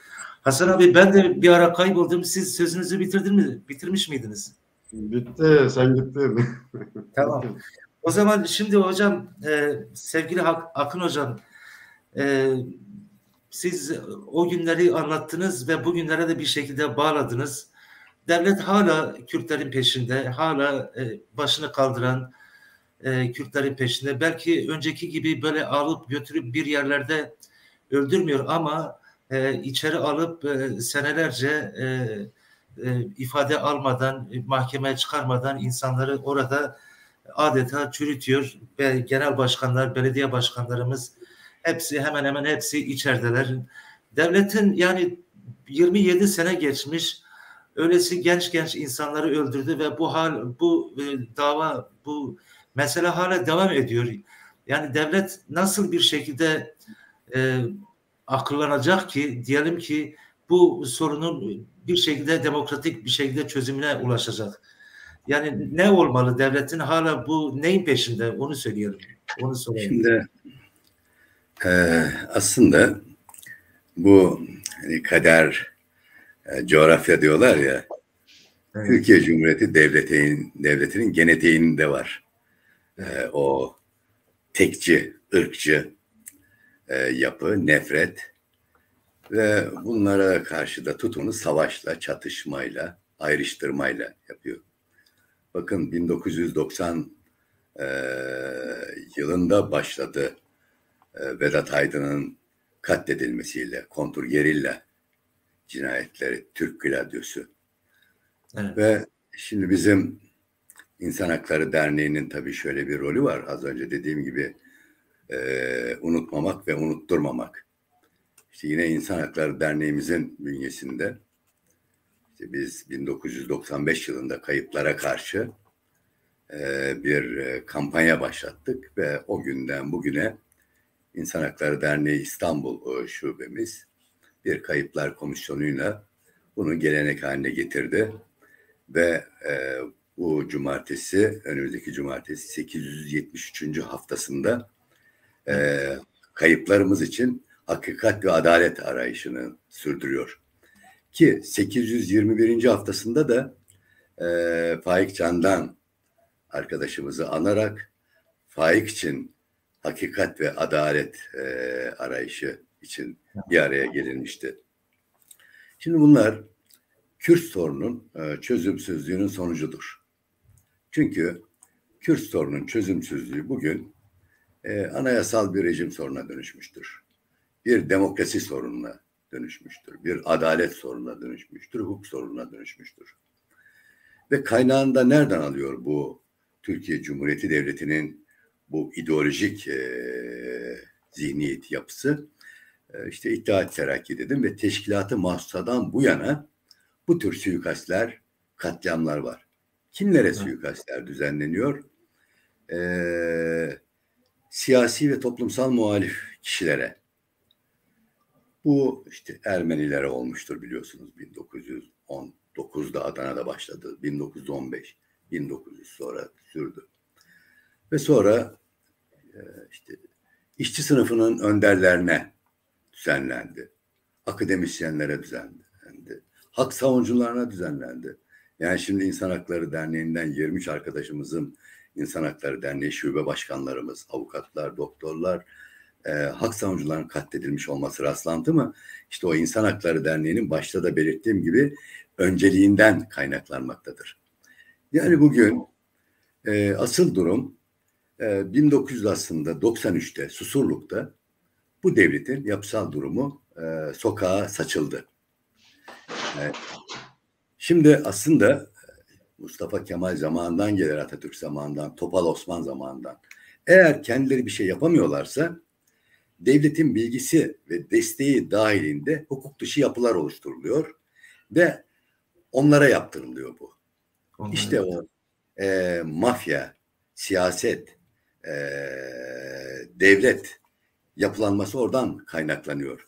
Bir de tabii işte Türkiye'nin 1950 NATO üyesi olmasıyla birlikte NATO üyesi ülkelerde oluşturulan hukuk dışı yapılar. İşte kimi yerde GAL, kimi yerde Gladio, kimi yerde kontrgerilla diye adlandırılan yapılardan kaynaklanıyor. Ama Sovyetler dağıldıktan sonra bu hukuk dışı yapılar minimize edildi, kimi yerlerde tasfiye edildi. Ama bir rivayete göre iki ülkede bu derin yapı korunuyor. Birincisi Türkiye, ikincisi de Federal Almanya. İşte 93'te bakın bu yapı çıktı. Ne oldu? İşte biz Susurluk'ta raporlar hazırlandı ve bu üzerine gidilebilir de. Ve gidilmiş olsaydı işte bu tür faili belli cinayetler, devlet eliyle yapılmış olan cinayetler belki son bulabilirdi. Ama örneğin şimdi az önce siz söylediniz, yine kaçırmalar sürüyor. Yani işte kanun hükmünde kararnameyle işlerine son verilen arkadaşlardan 6-7 kişi kaçırıldı. Birkaç tanesi emniyette bulundu. Yani kanun hükmünde kararname girişimcisi arkadaşlarımızın Ömer Faruk Gergerlioğlu, işte Sezgin Tanrıkulu gibi mecliste insan hakları savunucusu arkadaşlarımız var. Onların ısrarı inadıyla bazıları bulundu. Ama kayıplar sürüyor, işkenceler sürüyor. Yani Türkiye aslında şu anda bakın bunlar iş başına geldiği zaman 2002'de 57 bin tutuklu kümlü mahpus vardı. Şu anda 298 bin. Yani 300 bin kişi. Aslında Türkiye hala bir yarı açık cezaevinde. Düşünce ifade özgürlüğü yok. Bakın herkes emin olun. Bugün biz işte 10 Aralık'ta başlayıp da günlerdir sürdürdüğümüz İnsan Hakları Haftası'nda aslında adalet arıyor herkes. Yani İnsan Hakları Günü Adalet Günü oldu. İnsan Hakları Haftası Adalet Arama Haftası oldu. Bakın bu hafta daha 3 genç öldürüldü. Yani kimisi cezaevinde intihar etti deniliyor. İşte kimisi gidilip orada işte Deniz Poyraz orada öldürülüyor. 2 gün önce yine bir genç yine öldürüldü. Yani şimdi bence öldüren bir devlet. Şimdi bakın işte o sabıkalı tarihinde hep işte darbeler. Yani şimdi Cumhuriyet tarihinin 3'ü darbelerle, sıkı yönetimlerle, özel güvenlik mahkemeleri, devlet güvenlik mahkemeleri falan yönetiliyor. Yani şimdi örneğin ezilen emekçi halkların zararına ekonomik programların uygulanabilirliği için askeri darbeler oluyordu. Örneğin 1980 askeri darbesi 24 Ocak kararlarının uygulanabilir ortamını yaratmak için yapıldı. Ve nitekim emekçiler zararına olan, işçi sınıfının aleyhine olan bu ekonomik program uygulandı. Sonra asker kışlasına döndü. Ama şimdi başka bir vesayet altındayız. Yargı vesayeti. İşte bence Türkiye'nin demokratikleşmesinin önündeki engel, karanlık durum bu. Örneğin Sedat Peker diye işte biri çıkıyor ve yıllarca hukuk dışı bu yapıların içinde olmuş biri ve anlatıyor. Yani bu devletin nasıl silah ticaretiyle uğraştığını, uyuşturucuyla ilgilendiğini, nasıl hukuk dışı işlere giriştiğini ama bakın ne vahim ki bir tane Cumhuriyet Savcısı çıkıp bence bunu soruşturma konusu yapmıyor. Örneğin burada hukuk insanlarına önemli bir görev düşüyor. İşte Levent Kanat arkadaşımız orada. Bakın Hasan Bey de orada. Şimdi örneğin bunlar söylenip geçilecek mi? Şimdi bakın Türkiye Barolar Birliği'nde insan haklarından yana olan arkadaşlar geldi. Ve bundan sonra kimsenin artık yalnız olmayacağını söyledi cezaevlerinde ve bilmem nerede. Bence Türkiye Barolar Birliği çatısı altında ya da çağdaş hukukçular, özgürlük hukukçular, insan hakları kuruluşları derhal bu Sedat Peker'in anlatımları üzerine bir komisyon oluşturmalı ve bir arşiv tutmalı ve en azından tarihe not düşmeli. Yani şimdi 24 işte Ekim'de Cenevre'de değil mi Türkiye yargılandı. Evet. Ve Uluslararası Ceza Mahkemesi'ne taraf değil Türkiye ama tarihe bir not düştüler. Bir gün mutlaka yargılanacaklar. Soykırım suçu işleyenler, insanlığa suç işleyenler, savaş suçu işleyenler, işte böyle bu katliamlardan gerçekten bunlar hepsi suç. İnsanlığa karşı suç. Örneğin ikisinin 2 Aralık'ta götürülüyor Faik, 14 Aralık'ta bulunuyor. 12 gün işkence yaptılar şimdi Faik'e. Ve işkenceye karşı yani bu insanlığa karşı bir suçtur. 4 kurşunla tamam bulunuyor ama 12 gün ne yaptılar şimdi Faik'e? İşte bunların hepsi bakın o Cenevre'deki yargılanma bence Türkiye yargılanma o mahkeme çok önemliydi. Şimdi Türkiye'deki hukukçular da bu Sedat Peker'in her gün hala yine şimdi çıktı bugün bunu dinleyip geçmemeliyiz. Adaletten yana olan hukuk insanları, insan hakları savunucuları derhal bence bir çalışma grubu oluşturmalı. Sedat Peker'in bu açıklamalarını not etmeli ve arşivlemeliler. Mutlaka bu Türkiye'de namuslu ve hukuk savunucuları olacaktır ve yargıçlar ve savcılar olacaktır. Ve bunlar yargılanacaklardır bir gün bağımsız mahkemelerde. Geçmişte bunun örnekleri oldu. Örneğin kontur gerillayı ilk kez gündeme getiren kim oldu? Yani şimdi Ankara Cumhuriyet Savcısı bakın Ecevit'e kontrgerilla dosyasını sundu. Ama ne yazık ki katledildi. Cevat Yurdakul Adana'da bakın Akın Özdemir ve oradaki birçok muhalif insanın katledilmesi üzerine kontrgerilla dosyasını hazırladı. Ecevit'e sundu. Bir ay sonra o da katledildi. Tamam. İnsanlık mücadele tarihi bedellerle yazılmıştır. Haklar ve özgürlükler, eşit ve özgür bir toplumun inşa edilmesi ne yazık ki bedellerle oluyor. Onun için kararlılık, birlik ve cesaret gerekiyor. Ve işte Faik Candan bütün özgürlük için, barış için, adalet için, halkların hakları için katledilmiş arkadaşlarımızı da işte öyle eşit ve özgür bir Türkiye'ye ulaştığımız zaman onların anacağız ve onların yol göstericiliğini ve izlerinden gideceğiz. Ancak öyle ulaşabilir. Şimdi sevgili hocam istiyorum ki yani diğer konuklar da böyle konuşmaya katılsınlar. Birlikte durumu gelmiyor Necati Gezen arkadaş. Sesim gelmiyor mu? Beni duyuyor musunuz siz? Evet duyuyorum. Arkadaşlar duyuyor musunuz beni? Duyuyorum. Sesiniz var. Ahmet Gezen arkadaş da duyamıyorum ben. Şu anda sesim size geliyor mu acaba? Siz beni duyuyor musunuz? Sesim geliyor mu hocam? Siz beni duyuyor musunuz hocam? Sinan? Hocam duyuyorsunuz ve sesimizi duyuyorsunuz herhalde. Herhalde gitmiyor. Arkadaşlar. Sizin sesiniz geliyor hocam. Gelmiyor devam galiba. edin. Sinan. Evet Sinan gelsin. Geliyor Akın Bey, sesiniz geliyor, biz duyuyoruz. Evet Akın şimdi Bey, aslında duyuyoruz. Şimdi Osman Cengiz arkadaşımız çok önemli bir soru sormuş. Bunu aslında ben istiyorum tüm konuklar cevap verebilirler. Benim sesim geliyor mu acaba size? Geliyor hocam, sesiniz geliyor. Geliyor, sesiniz güzel. Biz Geliyor sizi hocam. rahat duyuyoruz. Arkadaşlar beni duyuyor musunuz? Evet duyuyoruz. Duyuyoruz. Duyuyoruz hocam. Geliyor Akın Bey, sesiniz geliyor. Şimdi Sinan sizin sesinizi bir halletsin. Siz de bizi duymaya çalışın. Osman Cengiz arkadaşımız önemli bir soru sormuş. Diyor ki Akın ağabeye sorum emperyalist ülkelerin Kürt düşmanlığındaki rolü nedir? Mesele Kürt olunca niye Türklere arka çıkılıyor? Veya neden Türk devletine arka çıkılıyor? Siz beni duydunuz mu hocam? Evet, hoca duymadı. Hoca bizi duymuyor.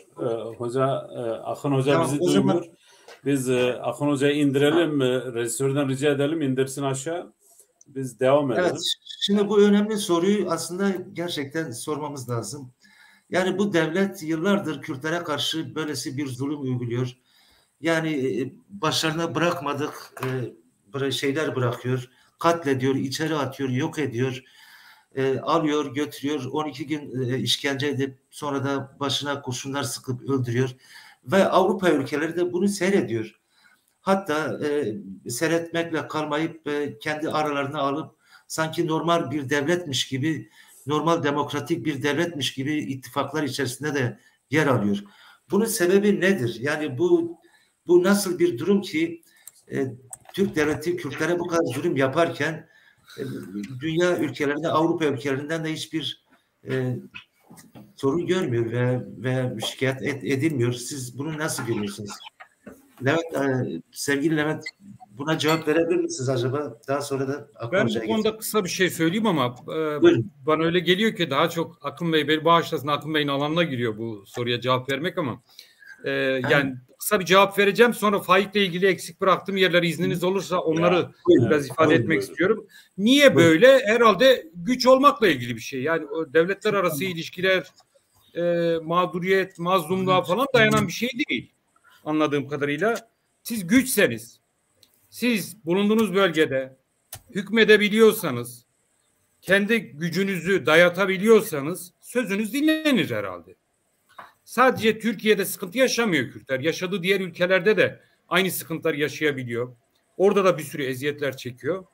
Belki Ciyerho'nun o çok ünlü lafını hatırlamak lazım. Biz bir araya gelmezsek, bir olmazsak dolayısıyla güç olamayız. Güç olamazsak da bizimle oynayan, bize eziyet eden insan veya güçler çok olur. Evet. Yani uluslararası ilişkiler, reel siyasette böyle. Başka türlü düşünürsen gidip reel siyaset duvarına çarpıp geri dönüyorsun. Yani, Benim buna kısa söyleyeceğim bu ama Faik'le ilgili izniniz olursa biraz devam etmek Levent Bey, istiyorum. Yani, Faik'le ilgili siz devam etmeden önce ben şunu sorayım, ekleyeyim. Siz şimdi hukuksal olarak Faik'le ilgili şimdiye kadar neler Arkadaşlar, yapıldı? beni duyuyor Bundan musunuz? sonra Ben yapılacak sizi bir şey var duyamıyorum. mı? Duyuyoruz. sizi duyuyoruz. Sizi çok iyi duyuyoruz. Ben sizin sesinizi alamıyorum. Siz bizi duyamıyorsunuz. Sorun Sinan var halletsin burayı. Sinan halletsin. Mikrofon kapalı olabilir mi? Mikrofon açık, burada açık. Yeniden bağlanabilir. Yani Ama hocam biz sizin sesiniz çok iyi geliyor. Ama siz bizi duyamıyorsunuz. Yeniden galiba benim bağlanmam gerekiyor ya da sizin Evet, beni. evet, oraya- evet hocam. Yeniden Girip bağlanmanız çıkabilirsiniz gerekiyor. hocam. Tamam. Hı. Buyurun devam edin siz. Sayın Levent, sorumu anladınız değil mi? Duydunuz. Bir tekrarlarsan sevinirim. Araya Yani ben daha Dava önce de süreci. daha önce de sizi dinlemiştim. Hukuksal olarak Faik Candan'la ilgili Türkiye'de neler yapıldı? Bundan sonra herhangi bir şey yapılacak mı, yoksa dosya tamamen kapandı mı? Dosya kapanmadı. Yani ne oldu? Hani o süreci de kısaca söyleyeyim. Ya buyurun. 94'te Faik cenazesi bulunduğunda bir akşam üzeriydi zaten haber geldiğinde, Bala yol ayrımında Erginler. Yani o Erginler Gezeren, oralarda Kürt köyleri, Teriki köyleri.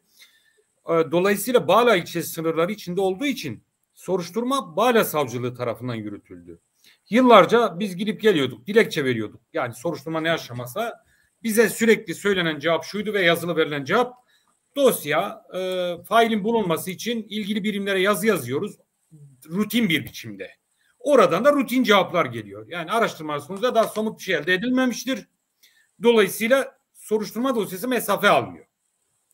Halbuki biz şunu da söylüyorduk. Ya bu olay adam öldürme meselesi. Adam öldürme suçları ağır ceza yargılaması konusudur.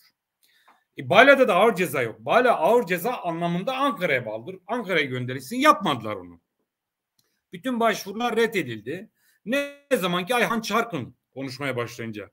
Ayhan Çarkın konuşmaya başladığında Bala'da dosya faili meçhul dosya olarak duruyordu. Yani faili bir türlü bulunamamış ama soruşturma dosyası zaman aşımına süresince kapatılmamış. Rutin oraya buraya yaz aynı rutin cevapların aldığı bir dosyaydı. Ayhan Çarkın konuşmaya başlayınca Ankara'daki savcılığa geldi dosya. Ankara'daki savcılık yürüttü. O dönemde Ayhan Çarkın'ın dışında aile de geldi, şikayetçi oldu. Anne babası, kardeşleri, onlar da geldi. İbrahim amca da geldi duruşmaya kadar. Sonra kamuoyuna yansıyan bildiğimiz iddianame hazırlandı. Yani içinde Mehmet Ağar'ın, işte İbrahim Şahin'in, Korkut Eken'in, bilinen bir sürü adamın olduğu, korkutucu adamların olduğu bir dosya, bir iddianame hazırlandı. Daha sonra o ağır ceza mahkemesi, bir ağır ceza mahkemesine herhalde yargılama süresince bugüne kadar belki 4 heyet değişmişti ya da 5 heyet değişmiştir. Yani sürekli değişti. O dosyada Mehmet Ağar mahkemeye bir türlü gelmedi. Yani uzun süre mahkemeye sanık olarak gelmesi gereken adam, biz başvurular yaptık, gelmedi. Ne zaman ki SEGVİS denen, yani görüntülü ifade alma yöntemi Türkiye'de başlayınca İstanbul'daki bir mahkemeden Ankara'daki mahkeme görüntülü bağlandı. Normalde biz mağdur yakınlarının avukatları olarak sorgulama yapabiliyoruz, soru sorabiliyoruz. Mehmet Ağar hiçbir soruya cevap vermedi. Vermeyeceğim dedi. Sadece mahkemeye cevap verdi. Dolayısıyla sorgulaması da mağdur ve yakınları tarafından yapılamadı. Diğerleri de duruşmaya geldiler. Yani İbrahim Şahin, Korkut Ekem, diğerleri hepsi duruşmaya geldiler. Hiçbir şekilde bu olaylar ilgisinin olmadığını söylediler. O dosyada uzun süre Tansu Çiller'in de Mesut Yılmaz'ın da tanık olarak dinlenmesi talep edildi. Birinci heyet bunu kabul etmedi. İkinci heyet bunu kabul etti. Tansu Çiller'in tanık olarak dinlenmesi ara kararı aldı. Bir duruşma, iki duruşma, bir türlü bunun gereği yerine gelmedi. Tansu Çiller ifade vermeye gelmedi. Sonra bir gün biz sabah gittiğimizde birden mahkemenin değiştiğini gördük. Dediler ki bir ağır ceza heyeti izinli, 8 ağır ceza mahkemesi bakacak buna. 8 ağır cezanın da ünlü bir başkanı vardı. Hani bildiğimiz için burada anlatmayayım. Biz gittik. Mahkeme başkanı dedi ki ben bütün gece bu dosyayı okudum. Nasıl okudunuz? 200 klasöre yakın dosyayı siz nasıl okudunuz? Biz okuduktan sonra ara kararı aldık. Ara kararımız gereği Tansu Çiller'in tanık olarak dinlenmesinden vazgeçiyoruz dedi. Yani Tansu Çiller yargıyı istediği gibi manipüle edebildi. Sonrasında mahkeme bilinen şekliyle son gelen heyet işte bir beraat kararı verdi. Sonra istinaf bozdu ama istinafın bozması da iki türlüydü. Bazı arkadaşlar böyle çok iyi bir bozma olarak yorumladı ama benim çok görüşüm öyle değildi. Ben bunu o zaman basına da açıkladım. Yani istinaf şunu diyor. Ya beraat kararı vermişsin. Verebilirsin. Anladık. Ama bunun ayakları yere bassın. İleride o ahimden falan dönmesin. Bize sıkıntı yaratmasın. Nerede eksik yapmışsın? İşte şurada falan bir 3-4 başlık yazmış. Aslında o 3-4 başlık açılsa biraz daha önemli başlıklardı. Fakat biz bu duruşma bozmadan sonraki ilk duruşmaya gittiğimizde mahkeme heyeti hepimize bir sayfalık metin dağıttı. Bir sayfalık metni ilginç bir yöntem yani. Daha önce hiçbir mahkemede karşılaşmadığımız bir şey. Biz kararımızın arkasındayız. İstinafın kararı doğru değildir. Bizde böyle bir usul yok. Siz bunu yapamazsınız. Kanunun istinafın gönderdiği kararla bağlı yargılama yapmak zorundalar.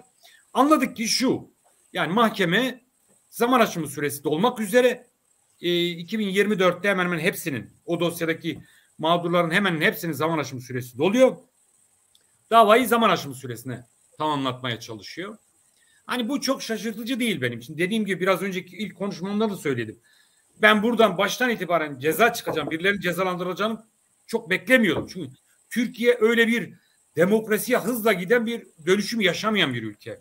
Böyle 20 yılda 30 yılda hani Almanlar Nazi katliamından sonra çocuklar babalarını yargıladılar. Yani dedelerini değil, torunlara kalmadı o iş. Hani burada o kadar hızlı giden bir demokratik süreç yoktu. Bugün gelinen noktada çok geriye gittik de. Ama en azından açılıyor olması önemliydi. Bir de bu davanın yargılama sürecinde şu da önemliydi. Çok ilginç insanlar dinlendi tanık olarak. Yani Fikri Sağlam'dan Mehmet Eymür'üne, Hikmet Çiçeği'nden başka da bir sürü insan, Tuncay Özkan'la. Ama işin ilginci bu arkadaşların bir kısmı yani Mehmet Eymür çok şey söylüyor gibi konuşuyor. Duruşmada aslında bu basına yaptıklarından daha fazla şeyler söylüyor gibi görünüyor ama bir türlü bir sonuca bağlamıyor. Bir şeyi söylüyor yani cümleyi noktasına kadar götürmüyor. Cümleyi ortasına veya işte 3'te 2'sine kadar götürüp noktayı göstermiyor size. Ya da virgülden sonraki bölümü atlayıp bir sonraki virgülden sonraki bölüme geçiyor. Bölük pörçükte ama o bile önemliydi. Ketum kaldığını düşündüğüm insanlar vardı. Yani Özkan, Tuncay Özkan sorulara falan öyle ilginç cevaplar ve hatta iyi hatırlıyorum. Yani Tuncay Özkan neredeyse hiçbir şey anlatmadı. Kendisine ben kalkıp soru sordum. Yani siz niye böyle yapıyorsunuz? Hani bir sürü şey bildiğinizi söylüyorsunuz. Bunları anlatmanız lazım. Ve Türkiye'de bir şeyler oluyor. Hatta yani Türkiye siz ülkenizi sevdiğinizi söylüyorsunuz. Ülkenizi seven bir insansınız. Bunu ifade ediyorsunuz. Türkiye Muz Cumhuriyeti mi ki? Sizin anlatımlarınız işi gayri ciddi bir hale getiriyor. Hem yargılamayı hem de yaşananları küçümsüyorsunuz dedi. Evet dedi. Türkiye bir muz cumhuriyetidir. Benim bildiklerim bu kadardır dedi. Konuşması gereken insanların büyük çoğunluğu konuşmadı. O Hikmet Çiçek Doğu Perinçek ekibinden biriydi. Onun yani o işte Çiller Gladio örgütü adı altında yayınladığı metinleri tekrar getirdi mahkemeye sundu ama yani o metinlerin içinde önemsenmesi gereken şeyler vardı ama bugün geriye dönüp baktığımda bazı şeyler sanki bana manipülasyon gibi geliyor. Bunu da zaman değerlendirecek diye düşünüyorum. Yargılama bir sonraki duruşma da devam edecek. Devam edecek ama biz şeyi talep ettik. Yani sanıkların duruşmaya gelmesi konusunda mahkeme o kararı almadı. Sadece Ayhan Çarkın geliyor duruşmaya. Zannedersem zaman aşımı süresini tamamlamak için formalite ara kararlarla sürdürecekler. Zaman aşımı dolunca da bu dosya zaman aşımına uğramış olacak gibi görünüyor. Davaya ilişkin söyleyebileceklerim bunlar. Sorularınız varsa cevaplayayım ama Faik'le ilgili kendimce eksik bıraktığım birkaç şey var. Yani buyurun Sayın Levent, buyurun. Diyorsanız devam edeyim istiyorsanız. Buyurun devam et. Ya şöyle Faik sadece siyasal düşüncesi aynı olan ve yakın olan insanlar tarafından sevilen biri değildi. Hani Kürdü cenahla ciddi ilişkileri vardı. Sol sosyalist arkadaşlarla çok ciddi ilişkileri vardı. Çok sevilen bir insandı. Gerçekten özellikle kaybedildiği dönemdeki eylem etkinliklerde bunu çok net gördük. Bugün mesela yapma imkanınız yok. Ankara Adliyesi'nden avukatlar cübbelerini giyerek ciddi bir biçimde katıldı. Bugün hatırlıyorum mesela oradan eski İçişleri Bakanlığı, yanılmıyorsam Akın Bey yanlışsa düzeltin, eski İçişleri Bakanlığı meclisin karşısındaydı yanılmıyorsam. Evet. Oraya kadar bulvar boyunca avukatlar No, Ankara evet. Adliyesi'nden oraya kadar yürüyüş. Destek veren başka insanlar da vardı. Ben şimdi o avukatların içine bakıyorum. Bugün sağ cenahtan da bir sürü avukat vardı. Bugün hani sağ partilerde ve sağ anlayışa yakın bir sürü insan vardı. Çünkü çok sevilen bir insandı gerçekten. İnsan ilişkileri çok iyiydi. Sosyal da bir insandı. Sonra Faik'in ölüm süreci, cenaze törenine ilişkin bir iki nokta söylemek istiyorum. O dönemde Maltepe Camii'nden kaldırıldı. Maltepe Camii çok cenazenin olduğu bir cami değil. Ve tek bir musalla taşı var. O musalla taşında Faik'in cenazesinden önce 2 ya da 3 yıl önce Ahmet Arif de kaldırılmıştı. Ahmet Arif'in cenazesi aynı musalla taşından kaldırıldı ve Faik Ahmet Arif'in cenazesini kaldırıldı, musalla taşında kaldırıldı. O gün gene avukatlar Ankara Adliyesi Maltepe Camii'ne yakındır. Orada bayağı kalabalık bir avukat grubu cübbelerini giyerek Maltepe Camii'ne kadar sloganlarla yürüdü. Sonra Maltepe Camii'nde cenazeyi aldı. Sığıye Köprüsü'ne kadar gene sırtlayarak sloganlarla cenazeyi getirdi. Çok olağanüstü güvenlik önlemleri vardı. Karşıyaka Mezarlığı'na götürdü. Karşıyaka Mezarlığı'nı bilenleriniz bilir. Böyle biraz küçük dağlıkların olduğu, düz bir arazi değil. Olağanüstü güvenlik önlemleri almıştı. Ben hatırlıyorum böyle robokoplarla, olağanüstü silahlarla donanmış bir sürü kolluk kuvveti tepelerde insanların olduğu kalabalıkların etrafını falan çevirmişti. Yani Faik cenazesiyle de kimse artık onları da ciddi biçimde ürkütmüştü, korkutmuştu. Ama halk, dostları, arkadaşları ciddi bir biçimde sahip çıktı. Böyle güzel bir insandı. Bir hayal gibi genç yaşında gitti. Götürdüler birileri. Onunla ilgili bir nokta daha Faik'le ilgili söylemek istiyorum. Avukatlığı da çok başarılıydı. Ben hatırlıyorum hem ceza davalarına çok giriyordu hem de hukuk davalarına giriyordu. Mesela rahmetli Muammer Aksoy, Profesör Muammer Aksoy'larla birlikte Muammer Aksoy belli bir yaşının üzerindeydi. Faik çok gençti.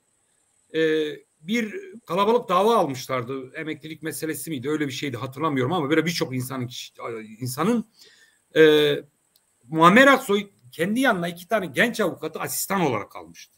Ve bunlardan biri Faik Candan'dı. Yani belki o yıllarda 4 ya da 5 yıllık avukattı veya 6-7 yıllık avukattı. Ve Muammer Aksoy Faik'i seçmişti. 2 kişiden biri Faik'ti. Sonra Vedat Aydın'dan bahsetti Akın Bey. Bu da çok bilinmiyor ama bendeki arşiv dosyasında da belgeleri var. Vedat Aydın meselesi bugün geriye dönüp baktığımızda Kürdü yasal mücadelenin önemli temel taşlarından biridir. Kısaca hatırlatmak lazım. 1990 diye yanılmıyorsam, Akın Bey yanlış hatırlamıyorsam, İHAD Genel Kongresi Ankara'da. 1990 evet. Akın Bey divandaydı. Öyle hatırlıyorum. Vedat Aydın... Divanda değildim. Divanda Halit Cenk, Haldun Özen, Ülke Özen. Biz Divan Genel Yönetim Kurulu olarak divanın arkasındaydık. Daha önce öyle. Ben sanki divanı terk ettiklerinde siz kaldınız Hediye ablayla diye hatırlıyorum. Öyle işte, belki hengameden öyle kaldı aklımda. Divanda bir Hediye arkadaş kaldı. Biz de arkada genel yönetim kurulu üyelerinde herkes gitti. Yavuz Öner'le ikimiz kaldık. Evet. Evet. Sanki yani siz kaldınız diye hatırlıyorum Hediye ablayla. Evet. Demek Yavuz Bey de vardı. Evet. Şimdi orada tam 1990 Vedat Aydın konuşmasını Kürtçe yaptı. Ahmet Zeki Okçuoğlu da Türkçe'ye tercüme etti. Sonra tabii bu sorun oldu. Yani o dönem basına da çok yansıdı. Gözaltına alındılar. Beraberinde sonra Mustafa Özer de alındı. O zaman Diyarbakır Barosu'ndan avukat, sonra baro başkanlığı yaptı. Tutuklandılar. Yani Ahmet Zeki Okçuoğlu'yla Vedat Aydın tutuklandı. Türkiye'nin her tarafından bu davaya bir ilgi vardı. Tutuklandı, basında da çok yer aldı. Bir gün ben o zaman stajyerdim. Daha avukat olmamıştım. Faik'in yanına uğradım İlkiz Sokak'ta. Dedi ki sana bir görev vereceğim. Buyur abi dedim. Bir avukat listesi verdi bana. Bunları dolaşacaksın dedi. Bir ilan metni hazırlamıştı. Vedat Aydın'ın bu tutuklanmasına tepkiyi içeren, sırf Kürtçe konuştuğu için tutuklanmasına tepkiyi içeren bir metindi. Bu metni bu avukatlara soracaksın. Siz bu metin basında yayınlanacak. Yayınlamak istiyoruz. İsminizin altına yazılması. Yani imzanızı atmak ister misiniz bu metne diye. Bana verdiği liste yaklaşık 5-6 gün bayağı kalabalıktı. Böyle avukat bürolarına dolaştım. Evet diyenlerden de bir miktar para isteyeceksin. Çünkü ilanın ciddi bir parası var demişti o zaman. Bu benim için de ciddi bir tecrübe oldu. Yani bir süre avukatı o zaman tanımıştım. Hemen hemen gönderdiği insanların bir iki tanesi hariç hemen hemen hepsi imza attı ve hepsi de bir yardım yaptı. Sonra beraber tamamlandıktan sonra beraber Cumhuriyet Gazetesi'nin Ankara bürosuna gittik. Yanılmıyorsam Türk İdareciler Derneği'nin yeri var. İnkılap Sokak mıydı? Herhalde İnkılap Sokak'taydı. Orada gittik. Cumhuriyet Gazetesi'nin Ankara bürosu vardı. Ankara temsilcisi Gencay Bey diye biriydi yanlış hatırlamıyorsam. Faik onlarla oturdu. Metni verdi. Onlar bana incelediler. Bunu yayınlamanızı istiyoruz dediler. Onlar da incelediler. Sonra bir odaya geçtiler. Geldiler tamam dediler. Biz bunu yayınlamayı kabul ediyoruz. Ücrette şu kadardır. Ücrette az bir eksiklik oldu.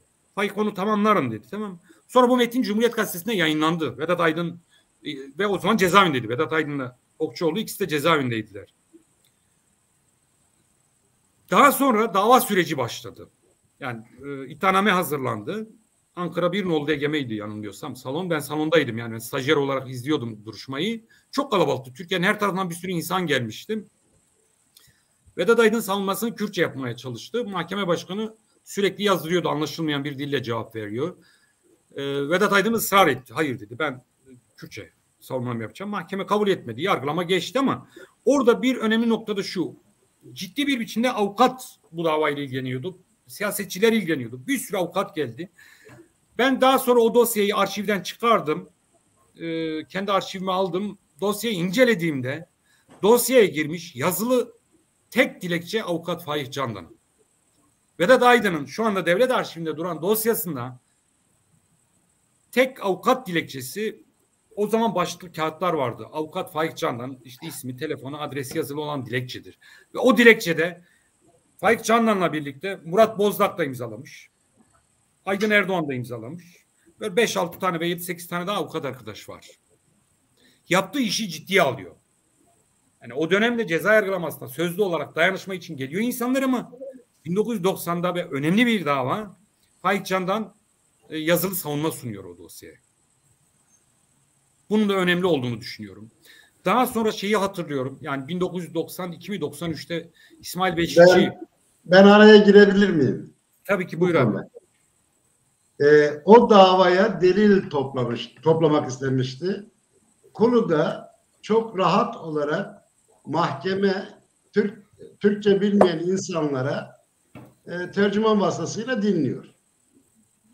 Ve biz o konudaki tercüman vasıtasıyla ifadesi alınan Kürt köylülerinin tutanaklarını Faik'e göndermiştik. Faik o davaya aktarıyordu. Yani Konya'nın Kulu'da Kürtçe dili tanı, Türkçe bilmediği, Kürtçe bildiği anlaşılmakla Kürtçe bilen hazırlardan işte falanca insan tercüman olarak alındı diye tutanak tutuluyor. İfadesi tercüman vasıtasıyla alınıyor. Ama Ankara'da anlaşılmayan bir dille deyip geçiştiriliyordu. Ona biz Faik'e delil olarak o tutanakları göndermiştik. İşte bu böyle şey yani kalite avukatlığa biraz işaret ediyor. Yani dosyasına iyi çalışmış olmak, kaliteli delil arama, kaliteli delilin ne olduğunu, onun için nasıl çaba göstereceğini bilmek, yaptığı işi önemsemekle ilgili bir şey. Faik bunu yapıyordu. Yani Vedat Aydın dosyasında da çok net görülüyor. Senin dediğinde daha da netleşti bu durum. Şimdi sözünüz bitti mi?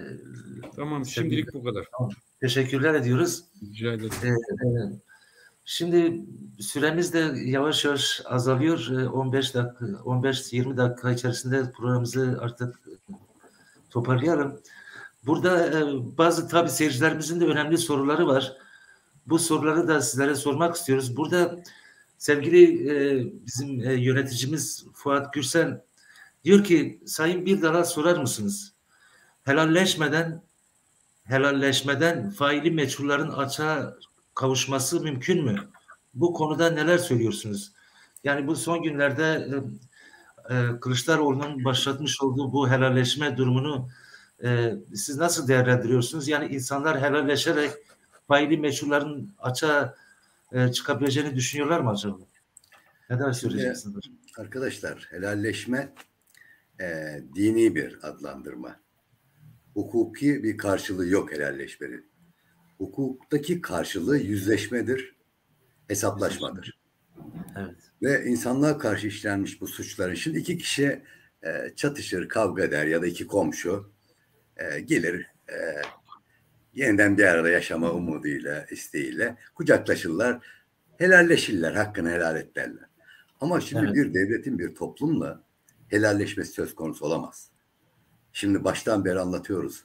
Şu en son 100 yıllık tarihindeki işlediği katliamları, soykırımları, insanlığa karşı suçu, soykırımı, savaş suçunu, bunun helalleşmesi nasıl olacak? Kiminle olacak? O nedenle o biraz böyle duygusal bir değerlendirme ve dini bir adlandırma ki bunun dediğim gibi hukukta karşılığı yok. Şimdi bakın dünyada örnekleri var. Bu tür Uluslararası Ceza Mahkemesi'nin de işte alanına giren bu yargılanmaların Güney Afrika, Arjantin, İspanya ve işte İngiltere farklı kimlik ve kültürleri, toplumların çatışması ve savaş halinin nasıl sonuçlandığına ilişkin. Bunlar hep bağımsız mahkemelerle yargılanmıştır. Katilleri, failleri mahkum edilmiştir. Örneğin şimdi Güney Afrika'da bir anne tamam ben bağışlayayım diyor ama oğlumun katilini tanımak istiyorum diyor. Evet. Görmek istiyorum diyor. Bağışlayayım ama bunun failini bulun bana diyor. Şimdi o nedenle o doğru bir adlandırma değil. Sonradan düzeltmeler oldu.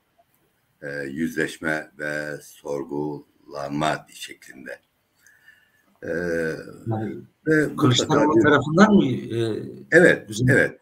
Sonra adlandırıldı yüzleşme şeklinde falan. Çünkü işte kamuoyunun, demokratik kamuoyunun buna karşı tepkisi oldu. Yazar, çizerlerin falan ve en azından kendi partisi içinde de bazı hukukçular yani olmaz demiştirler böyle bu helalleşme, dini bir adlandırma, sıfat. Şimdi başka bir soru var arkadaşların.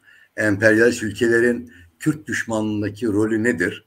Kürt olunca niye Türklere arka çıkıyorlar diye. Emperyalizmin karakteridir. Emperyalizm sömürgeci, savaşçı ve sermaye sınıfının çıkarlarından yana bir tutum alır. Ve şimdi Soğuk Savaş sonrası Sovyetler dağıldıktan sonra tek kutuplu bir dünya ile insanlık karşı karşıya kaldı. Emperyalist, kapitalist bir dünya. Ve işte o günden sonra halkların hakları da savunmasız kaldı. Ama ne oldu? Giderek kapitalist sistem kendi içinde düşündüğü bunalımdan ötürü giderek bir krize düştü. Ve şimdi kapitalist sistem bir kriz içinde. Bu krizi nasıl atlatacak? Orta Doğu'da başka bir adla 3. paylaşım savaşı yaşıyor aslında şu anda Türkiye ve Orta Doğu'nun dizayn edilmesinden yararlanacaklar. Türkiye'nin jeostratejik ve jeopolitik bir pozisyonu var. Orta Doğu'daki emperyal emellerine ulaşabilmeleri için Türkiye'nin bu jeostratejik ve jeopolitik pozisyondan yararlanabilmek için burada Kürt halkını yine heba ediyor, gözden çıkarıyor. Çünkü bakın Soğuk Savaş döneminde biz insan hakları savunucuları tabii hak ve özgürlük mücadelemizi doğrudan barışla, demokrasiyle, adaletle ilişkilendirdiğimiz için dünyadaki silahlanmayla falan çok yakından ilgileniriz. Örneğin İsveç'te Barış Enstitüsü'nün her yıl yayınladığı bir rapor var. Yıllık silahlanmaya ayrılan para. Bakın Soğuk Savaş döneminde 640, en yüksek 740 milyar dolar iken Soğuk Savaş sonrası Sovyetler dağıldıktan sonra birden silahlanma yarışı hızlandı. Ve şu anda 1 trilyon 782 milyar dolar. Bu 2020'nin sonundaki rapor söylüyorum. şimdi çok daha fazla artmıştır. Ve bu silah alımları sırasında sıralamasında da Türkiye önlerde geliyor, biliyor musunuz? Evet. Şimdi hem silah müşterisi hem böyle bir pozisyonu var. O nedenle Kürtlerin işte o 4 bölgede coğrafyadaki ulusal birliği bu bakımdan çok önemli. İkinci önemli olan bu 4 ülkedeki halkların mücadelesinin birleştirilmesi. Bakın burada örneğin HDP çatısı altında Türkiye'nin sol sosyalist güçleri, muhalif güçler bir araya geldiler ve savaşa karşı, şiddete, çatışmaya karşı bir blok oluşturdular. Bu daha da genişleyecek. Bakın şimdi bu hafta 2021-2022 bütçesi görüşülüyor.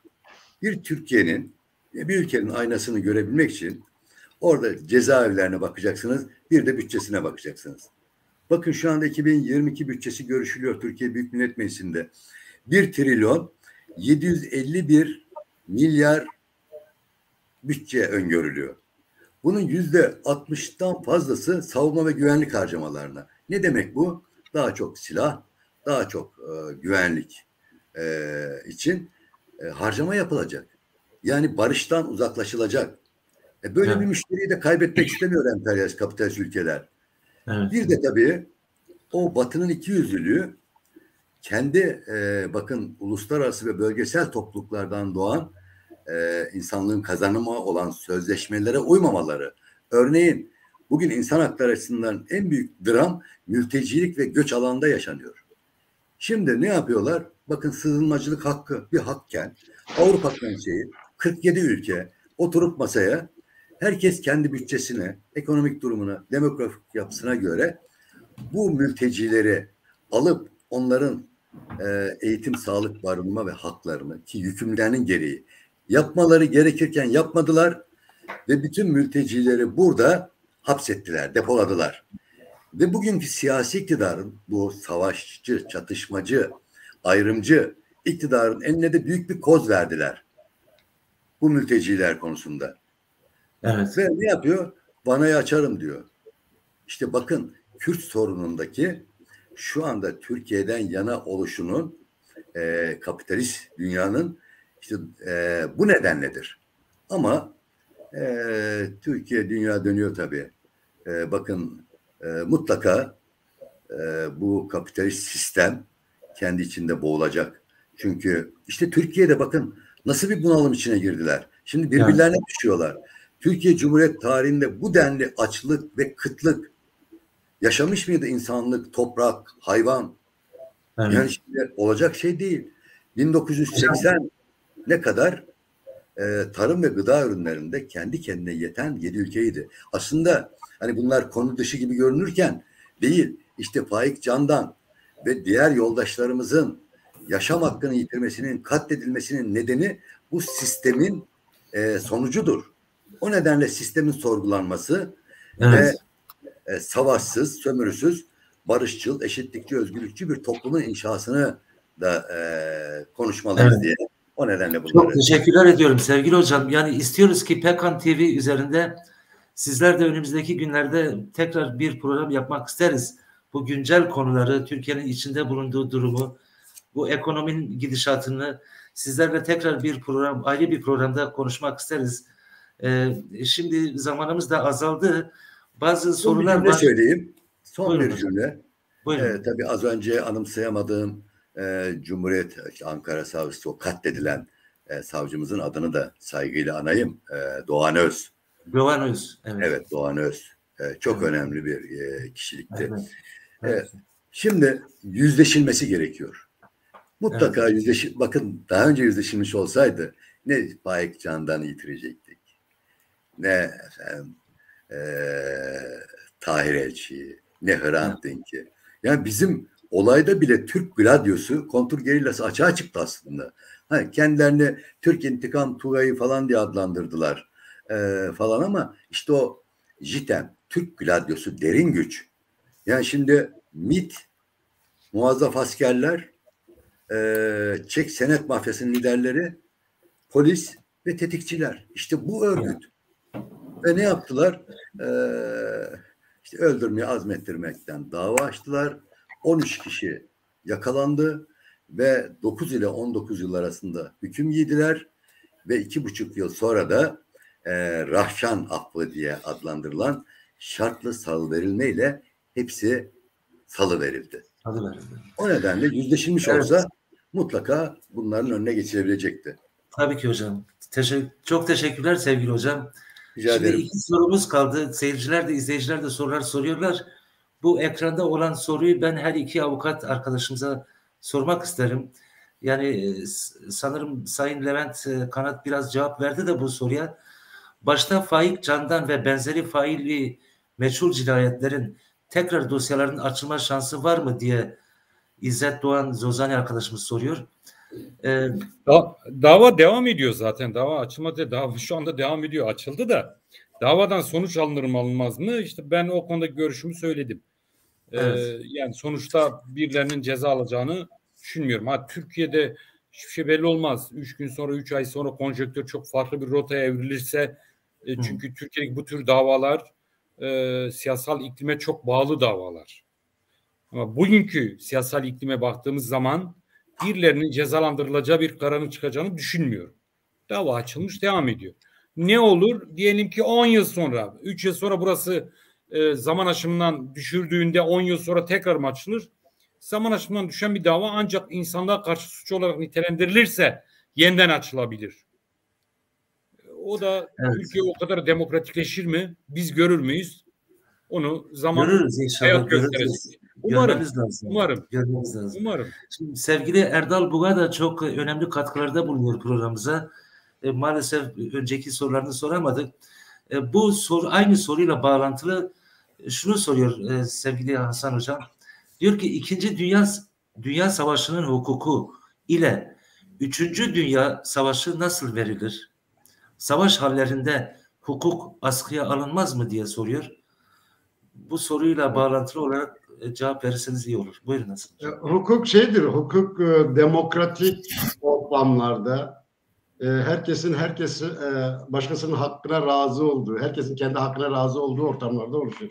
Türkiye'de 40 yıl öncesi durumla bugünkü durum arasında bir değişiklik olmadı.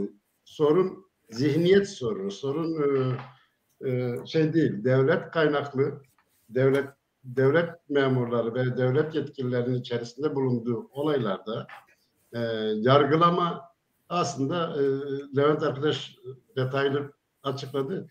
Göstermeliktir. Yani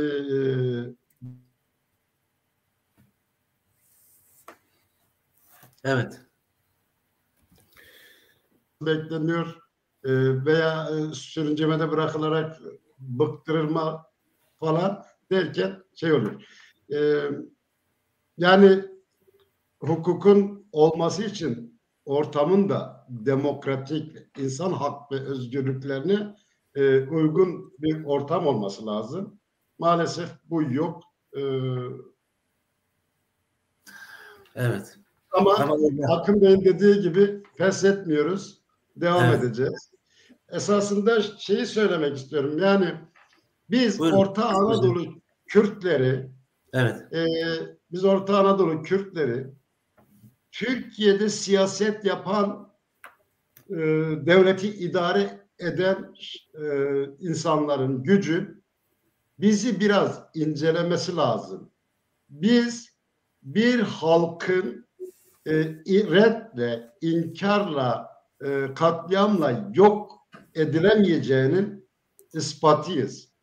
Evet. 400 senedir, 500 senedir bu Anadolu'da sürgünde kendi dilimizi,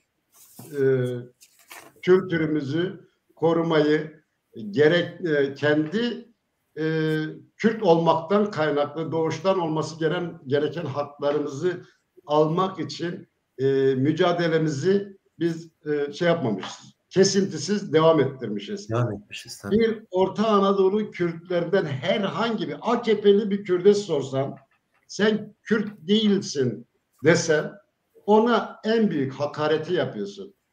Evet. Türkiye'de 40 yıl önce söylüyordum. Büyük bir sorun vardır. adı Kürt sorunudur. Bütün sorunların kaynağı da budur.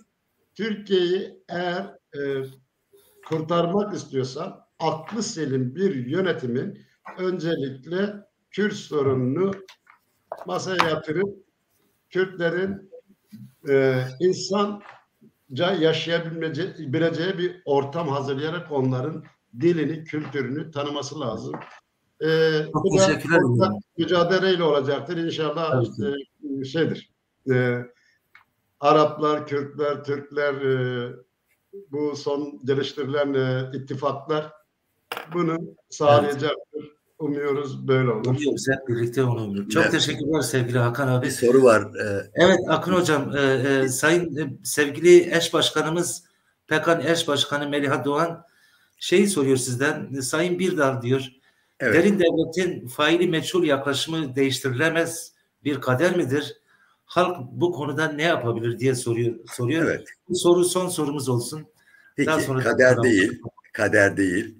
Çünkü insanlık mücadele tarihinde sınıflı toplumlara geçildiğinden beri bu mücadele sürüyor. Ve gerçekten özgürlüğe, eşitliğe ulaşmış ülkeler kendi hukuk dışı yapılarını tasfiye etmişlerdir. Şimdi bakın halkımız ne yapabilir? Ne yapılabileceğinin bence 7 Haziran ve 30 Mart'ta göstermiştir. Bakın bir yol haritası göstermiştir. Türkiye'nin demokratikleşmesinin anahtarı Kürt sorunun çözümüdür. Bak ne yapmıştır 7 Haziran? Faşizme karşı demokrasi için gitmiştir İstanbul'da HDP çatısı altındaki Kürtler ve sol sosyalist müttefikleri, dostları gitmişlerdir. İstanbul'da, Ankara'da, Adana'da, Antalya'da, Mersin'de AKP'ye karşı oy kullanmışlardır ve yerel iktidarları değiştirmişlerdir. Bakın bu çok önemli. Bu yol haritası bir defa unutulmamalı. 2. Halkların Demokratik Partisi 11 maddelik bir tutum belgesi ortaya koymuştur ki insan haklarına dayalı özgürleşmenin, demokratikleşmenin bence bir ajandasıdır bu. Şimdi eğer bu memlekette bu hukuk dışı yapılardan, kontrgerilladan, faili meçhul cinayetlerden derdi olanlar, itirazı olanlar, demokrasi, adalet, barış için ideolojik politik nüanslarını bir yana bırakarak bunun için ortaklaşmaları gerekiyor. Bakın şimdi önümüzde bir süreç yaşanıyor değil mi? Seçim meselesi. Evet. Yani şimdi iktidar alın diye bunlara gümüş tepside sunmayacak iktidarı. Birçok seçenekler olur. O nedenle başta ana muhalefet olmak üzere Kürtlerle yan yana gelmekten çekinmeyecek. Toplumsal ve siyasal muhalefetin de bugünkü erkin siyasi iktidarın karşı bir ajanda oluşturması gerekiyor ve antifaşist güçlerin, anti-emperyalist güçlerin, insan haklarından yana olan güçler demokrasi için, adalet için bir araya gelecekler ve bütün olasılıklara karşı da önlemlerini alacaklar. Ve Türkiye halkı artık bu yetkinliktedir ve Türkiye halkları bence emin olun 1-2 yıla kadar eşit ve özgür bir Türkiye'nin inşasını başlatacak ve kuracaktır. Ben buna inanıyorum. Evet. Çok teşekkürler. Yine Faik Candan dostumu, yoldaşımı da ve bu yolda yaşamını yitirmiş olanları da bir kez daha saygıyla anıyorum. Bizler de. Çok teşekkürler sevgili hocam. Son 1-2 cümle her iki avukat arkadaşımızdan alalım. Daha sonra da programı kapatalım. Sizler de ayrılmayın. Kapanışta yani daha sonra biraz sohbet edebiliriz. Buyurun Sayın Levent Kanat, son sözleriniz kısa olsun. Buyurun. Ez gotin eki davi bu Kürdi bebejim. Kerem. Akın bir dal bu Kürdi nizan ama zanım Kürdi hezdike. Faik havala ki heja bu, havala ki rumet bu, havala ki valet Paris bu. Bu ve ez bir rezdari bir birtinim. Gotin amane davi bu. Gerekspas. Hasan abi. Sevgili şehidimiz, arkadaşımız, genç, düzgün, geleceğe parlak olan arkadaşımız Zın şehadetini sevgiyle, rahmetle anıyorum. Hepinize iyi akşamlar. Katılımcılarımıza teşekkür ederim. Bizler de çok teşekkürler ediyoruz her üç konuğumuza. Son olarak ekrana sevgili eş başkanımız, yeni eş başkanımız Ahmet Gezer'i de alalım. Onun da son sözlerini alalım eğer mümkünse. Buyur. Buyur sevgili baba. Sesini aç. Denk bakın. Ya teşekkür ederiz katılımcılara. Sayın Akın Birdal'a, Levent Bey'e ve Hasan Bozdağ. Ben de şunu eklemek istiyorum. Bir bilgi olsun. Bize ulaşan bir arkadaş Faik Candan'ın kaval çaldığını ve kavalının kendilerinde olduğunu isterseniz bunu bize vereceklerini söylediler. Ben bunu İbrahim Candan'la da paylaştım. Eğer bize ulaşırsa biz de aile isterse aile vereceğiz, istemezse biz de onu bir yere muhafaza edeceğiz. Bu bilgiyi de böylelikle paylaşmış olalım. Kerem. Evet sevgili arkadaşlar, sevgili dostlar, Pekan TV bugün sevgili yoldaşımız, arkadaşımız Faik Candan'ı üzerine bir anlat programı yaptı. Yani her ne kadar düşmanlar bizim kahramanlarımızı, bizim güzel insanlarımızı ortadan kaldırsalar bile, fiziki olarak ortadan kaldırsalar bile onların fikirleri, onların düşünceleri, onların çizdikleri yol bizim yolumuz. Biz onları takip ediyoruz ve onlar sürekli bizlerle birlikte yüreğimizde yaşıyorlar. Ölmediler, varlar, fiziki olarak yoklar ama ruhen ve fikiren, düşünce olarak her zaman yanımızdalar. Ve bizler Orta Anadolu Kürtlerinin temsilcisi Pekan olarak bunları o arkadaşlarımızı her zaman anacağız. Her zaman böylesi programlarda anacağız. Gerçekten bugün Akın Hocama çok çok teşekkür ediyorum. Uzun süredir görmemiştik. Bundan sonra umuyoruz ki birlikte bazı programlar yaparız hocam. Hasan Bozdağ, sevgili Hasan Bozdağ çok teşekkürler ediyorum. Sevgili Levent Kanat avukat arkadaşımıza çok teşekkürler. Ve İbrahim amcası İbrahim Candan da katıldı. Kısa bir konuşma yaptı. Çok teşekkürler. Bir dahaki programda tekrar görüşmek üzere. Hepinize hoşça kalın. İyi akşamlar. İyi akşamlar. Hoşça kalın. İyi akşamlar.